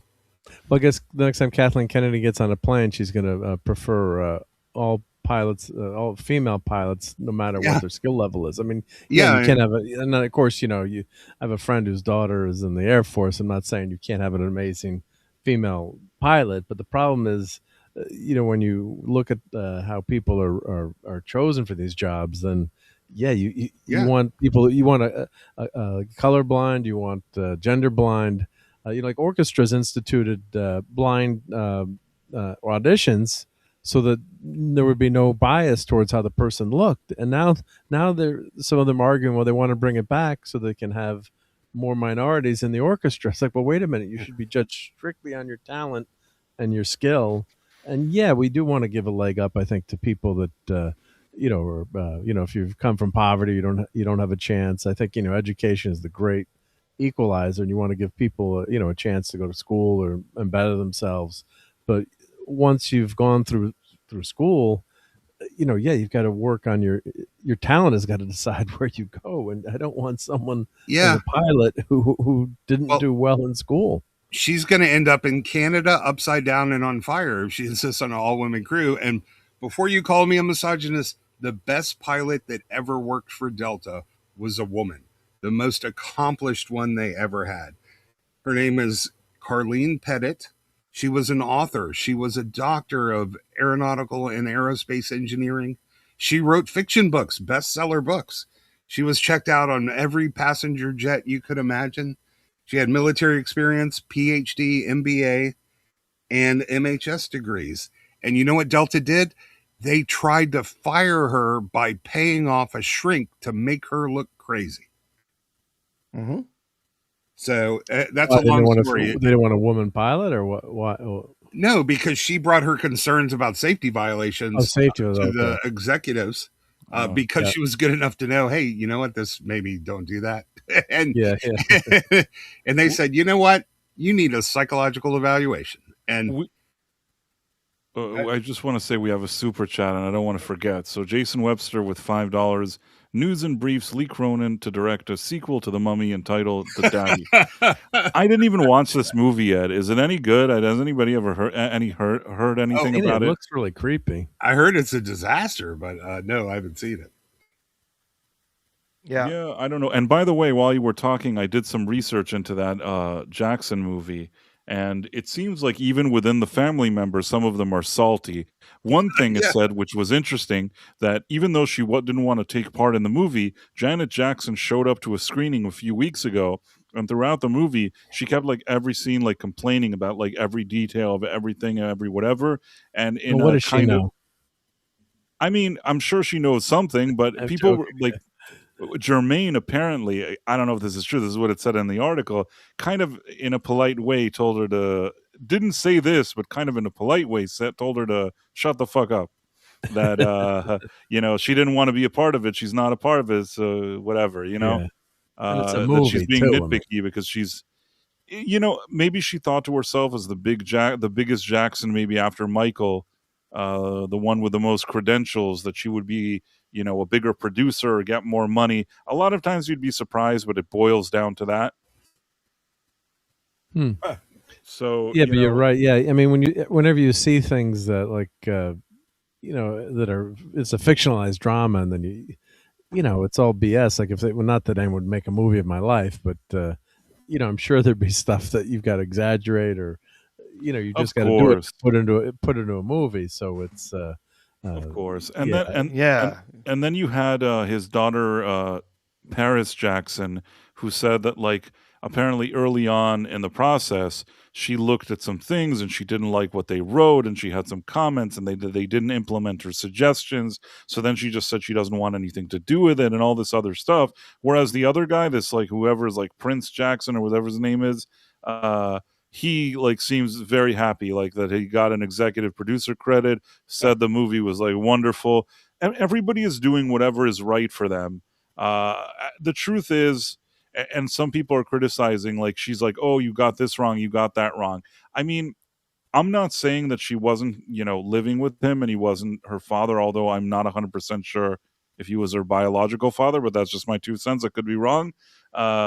Not that there's anything wrong with her being an adopted daughter. I'm just saying that for some reason, I'm not 100% sure he was her biological father, even though it makes me a douche for saying such a thing. But let's not dwell on that now. That's that controversial. What'd you say? I don't think that's that controversial, but yeah, you're right though. Yeah, if you're adopted, She doesn't look like him. Yeah, no. So yeah. Unless all the genes like went somewhere else, But let's not focus on that again. What was I going to say? That at the end of the day, people were complaining. He died when she was like 10, 11 years old, whatever it is. In those years that he was like the Michael Jackson that we all know, she wasn't there. So I think that at least some things she doesn't have the full context. I mean, there's some things about his personality that she could say, I think he was different than this. I think it didn't get it right. Maybe she could say that. I'm not saying she doesn't have anything to say, but she wasn't really around. I was around during like Thriller. You know what I mean? I saw what was going on in real time. And when you see that in real time, I feel like it's a different vibe than something that you find out years later that happened years ago, if that makes sense. Yeah, you know what? Like, I don't believe anything that comes out of the entertainment industry anymore. And like I said, I don't know what happened, but there were so many shady motherfuckers hanging around this guy. It's really hard to know fact from fiction here. I dare say it's impossible, but his talent and his music was undeniable. And even if he was, extremely disturbed, I think we kind of know what happened and why that happened, and it wasn't entirely his fault. But what he brought into the world was still priceless. I mean, at the end, all we can do is this, and I always say the same thing. He was during his lifetime, he was not convicted of any wrongdoing. Yeah. It's true, though. I mean, it's the truth. Absolutely, yes. It's the truth. He wasn't convicted of any wrongdoing in his lifetime. They had one trial, which was like a big public thing, which like that prosecutor thought that he had like the best case that ever happened, and his case was not a good case at all. That case fell apart, and Michael won it pretty decisively. It wasn't like a thing where people were not sure. Let's put it this way. It wasn't like an O.J. Simpson situation where he got acquitted, but everybody was kind of like, well, you know what I mean? Even when they gave the verdict, they said beyond a reasonable doubt or something. They like there was this feeling that everybody knew that he did it, but they because of how the police handled that whole investigation, there were a few pieces there that couldn't. It's almost like a technicality that he walked in a way because of the poor handling, of the LAPD of that case. But Well, he's I not think the people. first or the last. Well, What'd you plus the say? racial. He's not the first or the last when it comes to LAPD's. No, not the first and the last. Hey, Plus the racial component to the case too. I mean, Of jurors course, were interviewed later and basically said, "Oh, he did it, but we wanted to stick it to the man," basically. Right, and especially that was around the Rodney King time, like Yeah. Rodney King, and they wanted to. That was their way of kind of getting back at what would they, believed was going on and all that. There's a lot of ins and outs to it, but I think there was a feeling with that verdict. People pretty much felt that he did it and somehow got away with it. The thing with Michael is that at least that second family ended up having a lot of problems with their version of events, so much so that the entire case basically fell apart, and it was kind of a decisive victory for Michael Jackson, I think, in that case. Now, the only thing that you could argue is and then the one before that, he settled that.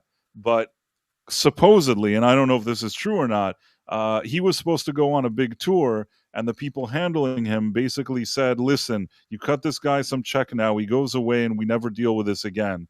And I don't really know what to tell you, because this is the what I can say, at least based on years of looking at stuff and whatever. The guy that was the father of the kid from the first thing with the settlement didn't seem necessarily like the nicest guy. Let's put it that way. Hey, do you know the connection between Michael Jackson and Superman? I can 6 degrees of Kevin Bacon that shit in one thing. I know that Carrie Fisher went to the same weird dentist guy who was the father of the kid or whatever.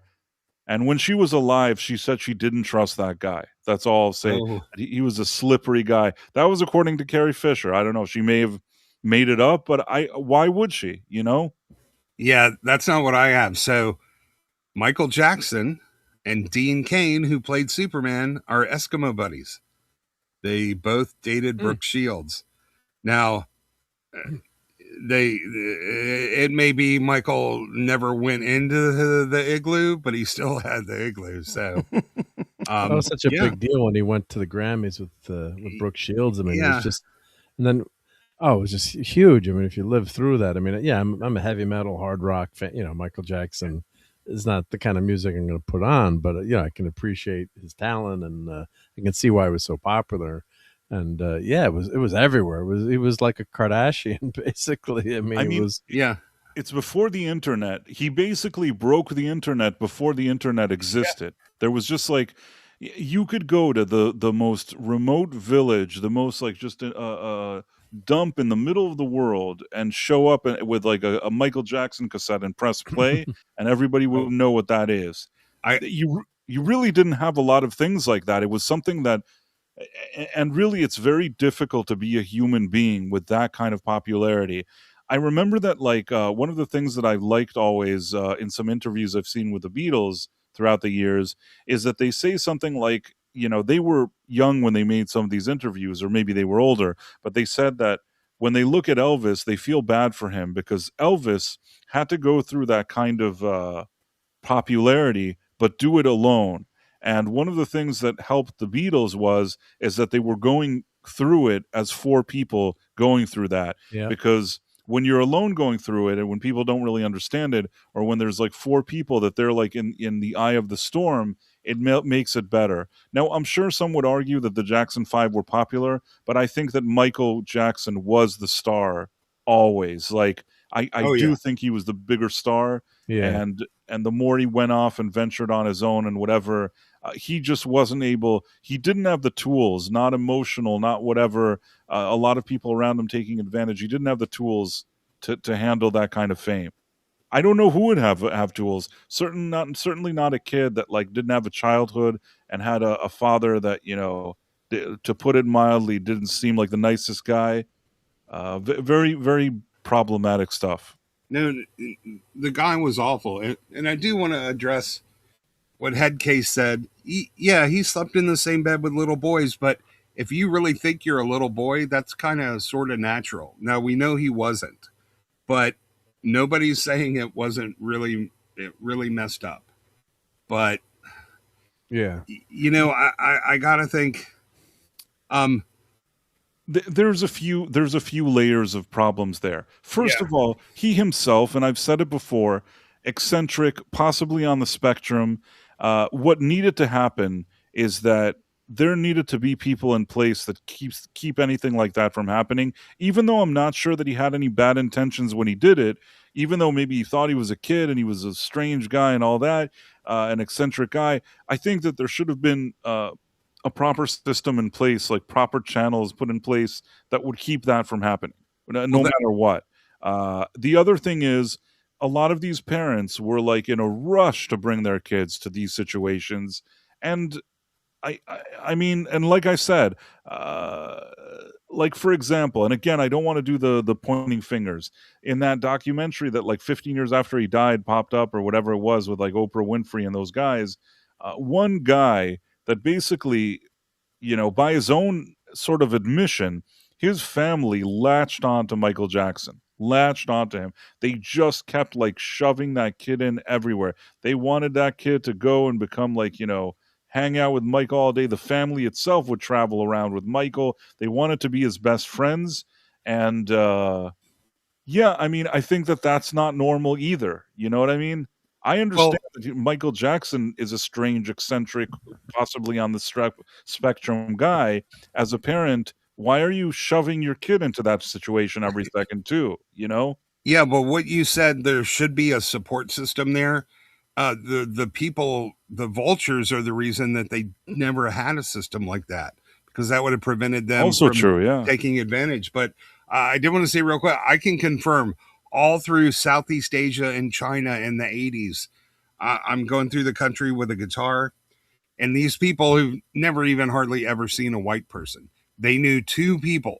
They knew John Denver for some fucking reason I've yet to fathom, and they knew Michael Jackson.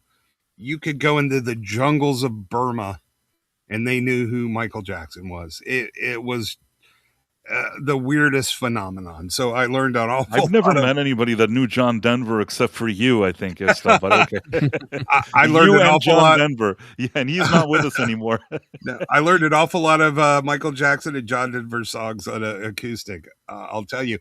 And then later on, when Wham did their tour in China, they did then they also knew George Michael, who I used to be mistaken for a lot. So, oh yeah, really? I look nothing like him, but I guess I look more like him than John Denver or Michael Jackson. Sunshine on my shoulders makes me happy. Not bad, yeah. Yeah, but no, what do you? That was awful. That was friggin' awful. Don't even pretend. Yeah, man. If I ever by somehow miracle become rich or famous this late in my life, I will only trust the people that I already trust before it happened, because man, and even half of them can end up going bad on you. It's scary. Oh, I'll fleece you for everything you're worth. I'm just going to tell you up front, so you know. Yeah, but you're my favorite droid. I'd be okay. I'll have. And you got to give something to the pirate, and of course, man. Yep. I'd buy Price his own giant comic convention where he could walk around all day and talk to people with his puppet. That would be like video gold, man. Absolutely. Be like Steve Wozniak you with the Us Festival. You're going to set up your own comic convention. And I guess just to sum up what I'm thinking about the thing, all I can go is by if you know anybody's convicted him of any wrongdoing. Also, to be fair, you know, it's not like you mentioned Cosby. Cosby, like 50 women showed up. 50 women is a lot of women. Okay. In the case of like Michael Jackson, there was basically, you know, two situations where somebody actually made some kind of complaint. One of them, which was the public trial, that was, in my opinion, exposed that it was people trying to take advantage of him. I think that that's what the trial exposed. I don't think that, that trial went anywhere. All I can say is based on what we saw, I don't know if you remember, the kid and the mother seemed to not be truthful, if you remember. There was some there was something that like they couldn't keep their story yeah. straight, and somehow the case was considered like falling apart in that one. The other one, the only thing you could say is there was the one case with the settlement. Again, there's a lot of things, but that's the only thing. There aren't like other things that anybody knows about. It's not like 50, people showed up or whatever it is. You had these two situations. One, when had its day in court, completely fell apart. And another thing, which you could argue that we don't know because it was confidential, so we don't know what happened. Although there's different versions, including that the label and the people, running his tour said, sign this fucking thing. It's like a parking ticket for you. Just pay this guy a few dollars and make him go away. But the problem is when you do that, you always have that doubt of what it is that happened there. You know what I mean? You'll always, and I think that probably, if I remember correctly, that's why when the second kid popped up, that's why Michael said, I'm not settling with this guy. I'm going to court. Like I'm having my day in court no matter what. And that's probably what happened with the second one, from what I recall. There aren't a million other things. The only thing that happened, like I said, that like 10, 15 years after he died, that movie that the two guys that said in the past under oath, sworn in, that he was the nicest guy, suddenly they remembered that maybe he wasn't nice. Yeah. Which, if it was anybody except for those two guys, maybe you could say something. Do you get what I mean? Like, if it was anybody else except for those two guys, I'd say, well, some guys have something to say here. Let's see what they're talking about. But once, like, the thing is, the foundation of it is that the two guys that at his trial came and said the exact opposite, like under oath as adults, and now they're changing their story in a way that sort of seems to possibly benefit them financially after the guy's dead for years. That doesn't work for me. Yeah, I mean, where do you get your good name back too? Someone makes accusations and right. He's not even there to say anything. He's not. He can't defend himself. He can't say anything. And again, if it was two guys that had never said anything before, I'd say, okay, well, let's see what they're saying. But two guys that said the exact opposite under oath are the people that I can't just that discredits them, in my opinion. And imagine the frustration. I mean, that's why I think this ridiculous Baldoni Lively thing is still going to go to trial, because if he doesn't, she's always going to claim victory. Like he needs the exoneration. And the people that have their financial interests aligned with yours just want it to go away. But the person being accused, if they're innocent, probably really should stick it out if they have the means to defend themselves, because you'll never get your name back otherwise. Look at Johnny Depp, that whole thing too. There would have been a much bigger question mark if we hadn't had that trial. His name went into the crapper. Yep. And by a miracle, he kind of pulled it out and left her in there, which I think, is justice. I hope I'm never in that position, but I have been falsely accused of, small things, and that's frustrating enough, man. It's a very horrible place to be when you didn't do something and people are sure that you did. So Marla Sharondoff says, I used a TikTok filter to make it look like I met Michael. Sounds like a good filter, Marla Sharondoff. Yeah. Well, I got accused of eating all the brownies in the house, and thankfully I was able to find them in the freezer today and prove that I didn't. But no, it's frustrating. Yeah. And I mean, yes, I think Michael did some very creepy, untoward things that, didn't look right. Right. I mean, especially when you're dealing with kids. So obviously, yeah, I'm not dismissing that. None of us are. Yeah, none of us are. But what if he didn't do anything, right? And he was just this, innocent guy that was doing some inappropriate things that weren't so smart, but right, never did anything. that's the shame of it too. And that's Yeah. it's not like a Gary Glitter situation where you know there's no doubt about it. And but then you don't listen to his music, like Gary, that anthem that's in every stadium. I think they still play it a lot. So it's like, where do or Bill Cosby? Do you watch the Cosby Show? It's the age old question, separating the art from the artist, and where do you draw the line? And or it's up to you as an individual what you want to watch or don't want to. I mean, I wouldn't watch it. I still won't want to watch anything with Jane Fonda. Screw her. I mean, so I draw the line at going to protest at in a foreign country and getting in an anti-aircraft battery during a war. I mean, whatever you thought of the Vietnam War, that was inexcusable what she did. So for me, I would never have anything to do with Jane Fonda. But other people, maybe they forgave her now. So she tried to give an apology. But so it's a tough one. If anything, though, it highlights the importance of discretion and, living a life such that makes it very difficult. If you're in that position, you don't, you leave the door open. You always have somebody outside your office, don't do stupid things that just make it worse.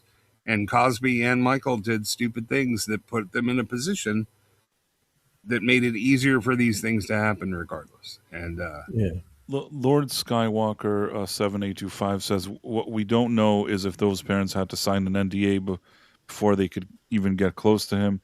I can't really say. I'm not going to say that I'm an expert, and I agree with what Mark said. A grown man, inviting all these kids or whatever, I can understand the inappropriate angle there. But a guy who's sort of stunted psychologically, that may be on the spectrum, I'm not saying that that's good either. I'm saying that he probably needed the people around him to explain to him in some way, shape, or form that this is like, in society is not acceptable generally what he's doing. At the same time, some of these parents that were very, very eager to have their kids go and do slumber parties with them and whatever. It's not that the parents didn't know where the kids were going, what they were doing. There were parents that were very excited about all of this. So there's a lot of problems here. Maybe he was a victim of his own success and fame. You have situations like that sometimes where he becomes so big, so popular, so famous, so rich that if he has a problem, nobody is there to try to really help him. You're at a point where there's nobody that's going to be real with you or really try to be there to help you. I guess that's what I'm saying. Yeah. Yep, but not good judgment. But I guess when you're that big, it was not good. You need a no person sometimes too. I would be the no person. It's just that none of these people care about me or care to hire me. But if anybody wanted me to be the real person that says the truth, I would have said that to them. I'm willing to be the no person to any of the people. I would have helped them. But at the same time, I can also understand that sometimes when you're in a circle like this and you're in there and you think, well, if I keep saying no, I may lose my job, and maybe that job is paying a lot of money. That can change, people's perception as to what they should do or shouldn't do.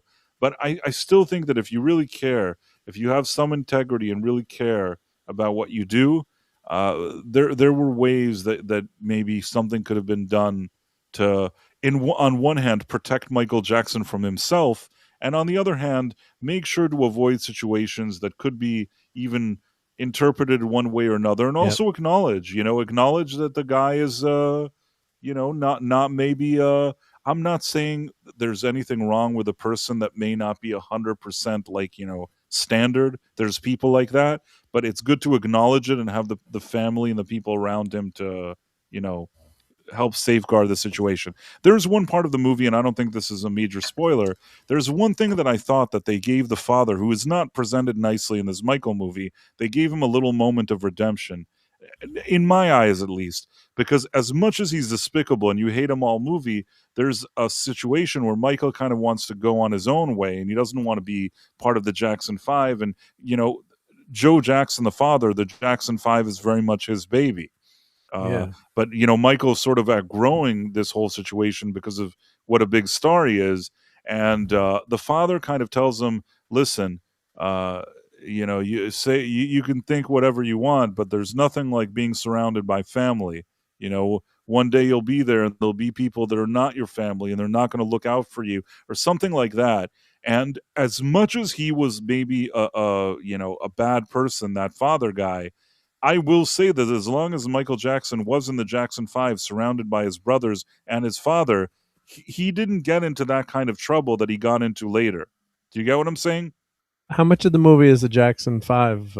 Is about half of it, or just a smaller part of it, or? No, it's actually, early on in the movie, it's very much established with the Jackson 5.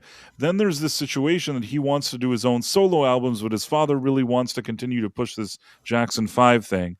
And I think that they show the problem that developed there, that he's sort of growing apart from them.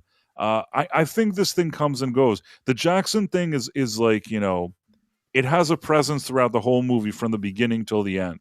And it plays in, I'm not going to do a spoiler, but Yeah, it plays into the whole story, and it's there pretty much throughout the whole movie. Also, while he's also doing his own thing, breaking off and trying to do his own thing, also how that affects his relationship with his father. There's things that the movie does. Again, people will continue complain it's too surface level, it's too this, it's too that. I didn't think it was awful. I think it does whatever it does, but I will say there's two things that the father, as awful as he was, said. One, he says, if it wasn't for me, like he tells him, you wouldn't be a star. And that's true, because the father may have done terrible things, Yep. even beat him up or whatever it is, but he drove those kids to be the best.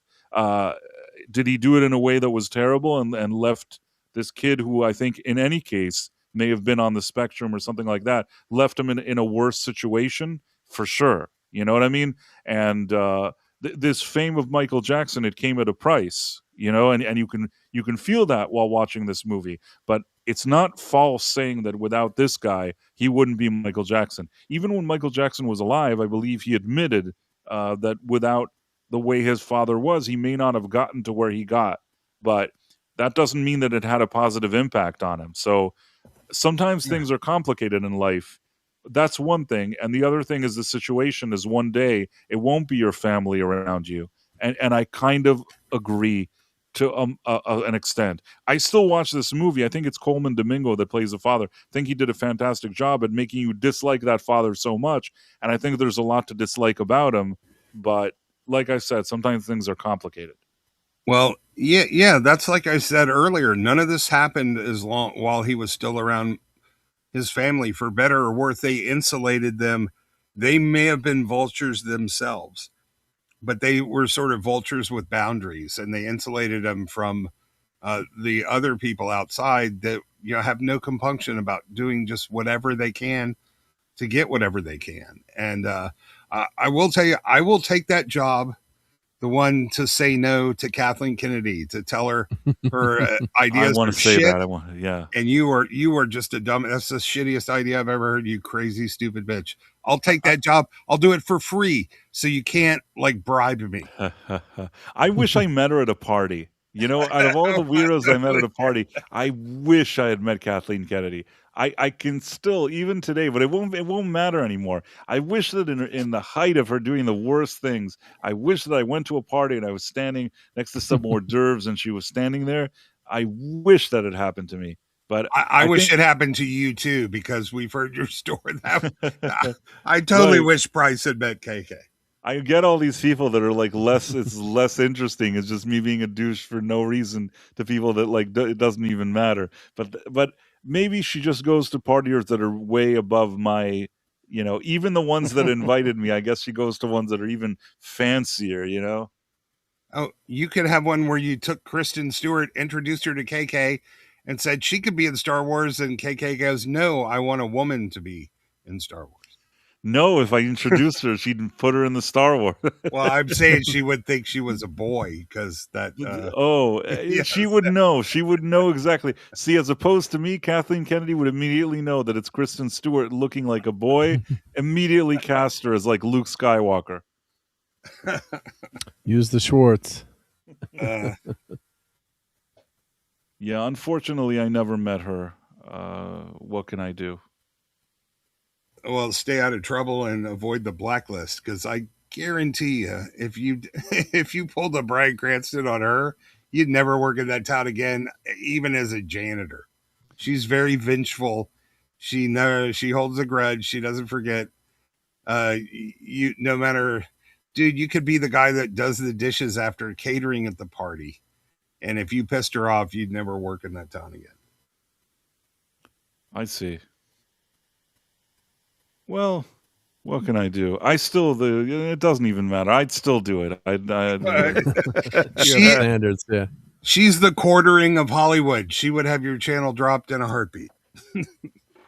Well, like a funny story. Like I have someone I'm friends with, and let's just say one of their relatives is involved in pretty high up in Star Trek.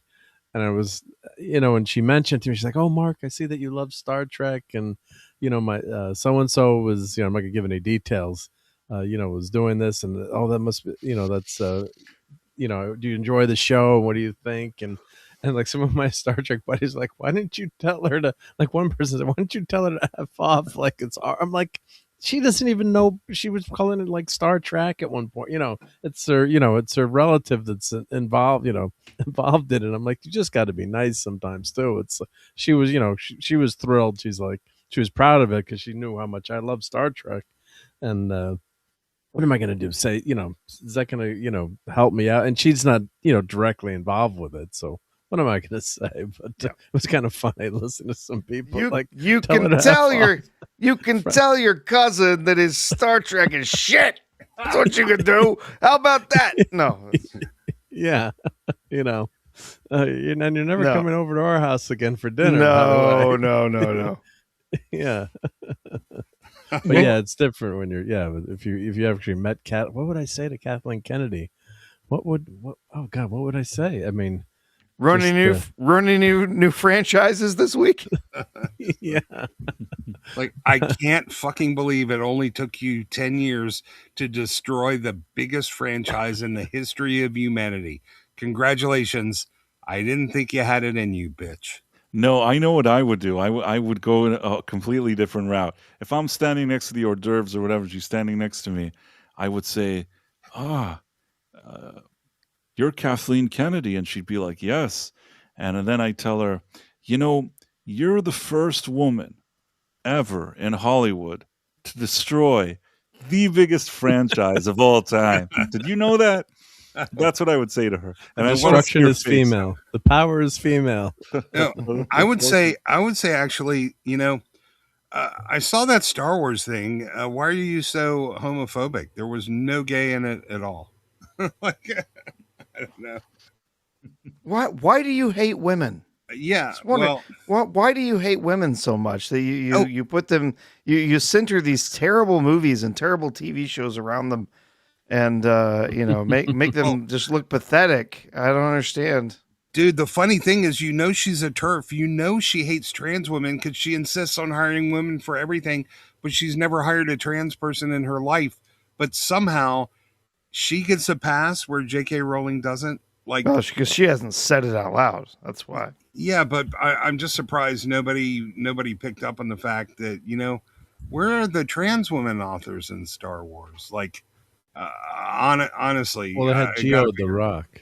She's like a super TERF. What? They had Geode the Rock, though, right? Oh, allegedly. Sorry. Allegedly. Yeah, what was he? They, but no. But look what they did with Finn with the poster for China, and it's all about the dollars, right? So it's and back then Hollywood was really kowtowing to the Chinese audience, thinking that they would make I'm just surprised no trans activists ever took a beat on her, because she would have been pretty vulnerable to that kind of attack.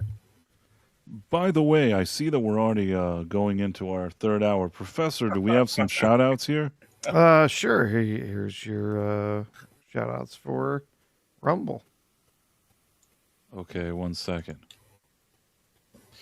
Also, by the way, if I haven't mentioned it already, because I usually do in the stream, if you arrived here from a link from maybe one of my other socials, you may not be subscribed to this channel wherever you're watching it. if it's on YouTube and you got to the YouTube live channel, make sure you're subscribed to it. Because again, there's a few different channels, and make sure this is one that you're subscribed to so you know when we're streaming. Because this is the one for the live streams. We're also obviously, you could find us on Twitch and local. At Whoever least the you first are. hour you can watch on local. The first hour you can watch on locals. But more importantly, of course, this is a Rumble studio. This is our headquarters. So this is where we're at. I want to do some shout outs for Rumble. Elizabeth Quince, Dude Bro Seth 420, Noel 2024, Darren Mai, Born to Be Down, Gaming Stuff, Folsom Lockdown, Double R Star, Angelo DD, K Burton 1, also GRRTTW. So that's cool. And there was something else. I don't know if I can find it. There was something. Can I do the shout out for Twitch, please? Do it. Do it. Jocko Boom. I'm done. See, our There was- very own Twitch listener. Thank you, man. There was something that I wanted to do. I sometimes talk about stuff, that's going on with the Rumble platform. So there's this thing here that I kind of wanted to mention, this Rumble wallet thing. Let me see for a second. How do I do this? Are you guys ready? Are Yep. are you selling us cryptocurrency? What's going on? Well, Rumble has a wallet, and I wanted to just mention what it is that they do. Let me see for a second. Yeah, it's kind of cool. I signed up for it. It's worth looking into. Let's put it that way. So I'm just going to tell you a bit about it. As it was written, and as I'm looking at it based on the information provided by Rumble. So they can freeze your accounts, shut off your cards, lock you out of your own money overnight. Banks don't protect you, they control you. That's why real financial freedom starts with ownership. Introducing Rumble Wallet, a non-custodial wallet built for people who refuse to give up control. With Rumble Wallet, you don't just buy digital currency like Bitcoin and Tether. You can own Tether and gold, real gold, on the blockchain. Through Tether Gold, you get direct ownership of physical gold bars, each one fully allocated, verifiable by serial number, purity, and weight. This isn't paper gold. This isn't an IOU. This is real gold without bank vaults, storage fees, or gatekeepers. You can buy, sell, or move it in 24 hours a day, 7 days a week, even when traditional gold markets are closed. And if you want, Tether Gold can be redeemed for physical gold. That's power. And when you support creators on Rumble, you can tip them directly using Rumble Wallet peer-to-peer and outside the banking system. No permissions, no middlemen, no cancel button. This wallet is yours forever. So just wanted to let you know about all of that. And of course, I like this whole idea of getting gold, because the more gold I get, the more wealthy I can be. Now, currently, I don't have any gold. I just want to say that. I don't have any gold, but I'm striving for that. I want to have gold. And Ista, he started a Rumble wallet, so he's going to have gold soon, I assume. Well, no, I mean, it's just like Venmo or Coinbase, except those guys can freeze your account and cut you out. But wallet, it's sort of a combination of Bitcoin wallet and cash transaction thing. And the transaction fees are pretty small. You still have to pay gas fees when you do blockchain transactions, but they don't have a lot of the middleman and processing fees that other companies do. So it would be cheaper if you wanted to buy some Bitcoin through Rumble Wallet than to do it through Venmo or Coinbase. So I'm just saying, since you're in charge of the encryption keys, it's when they say non-custodial, it means they're not in control, you are. So seemed like a good idea. I haven't done a lot with it, but I'll probably see if I can start super chatting with it since Rumble stopped taking my credit cards. I don't know why they did that, but I will say that this wallet thing sounds interesting. I also always tell people, and I've seen this recently. I know that sometimes people are like, well, YouTube is a bigger platform than Rumble. The thing is that Rumble is a platform that wanted to do something differently, wanted to have more free speech and things like that. And I support that. I think that's an important thing. I've felt what it meant in the past, especially on Twitter before Elon Musk bought it. I felt what it meant to be on a platform that doesn't like free speech. So I think it's important that there is one that does like it. Now, they're always improving stuff, and I, from what I understand, they're really doing a whole overhaul to the algorithm that they have here, which I think will benefit a lot of creators. And at the end, it's better to support some people, even if it's it's a growing company that's trying to make a difference and do something different. It's important to support that. It's easier to just complain, because recently I saw a few people complaining and things like that. I think it's easier to complain, but the more important thing is actually to support, because don't underestimate what it means that there's a platform that you could just stream and talk about whatever you want to talk about. And that's why it is important to me, this platform. Yeah, it's like the A24 of YouTube's. I mean, look at how many people we've seen get demonetized just in the last week.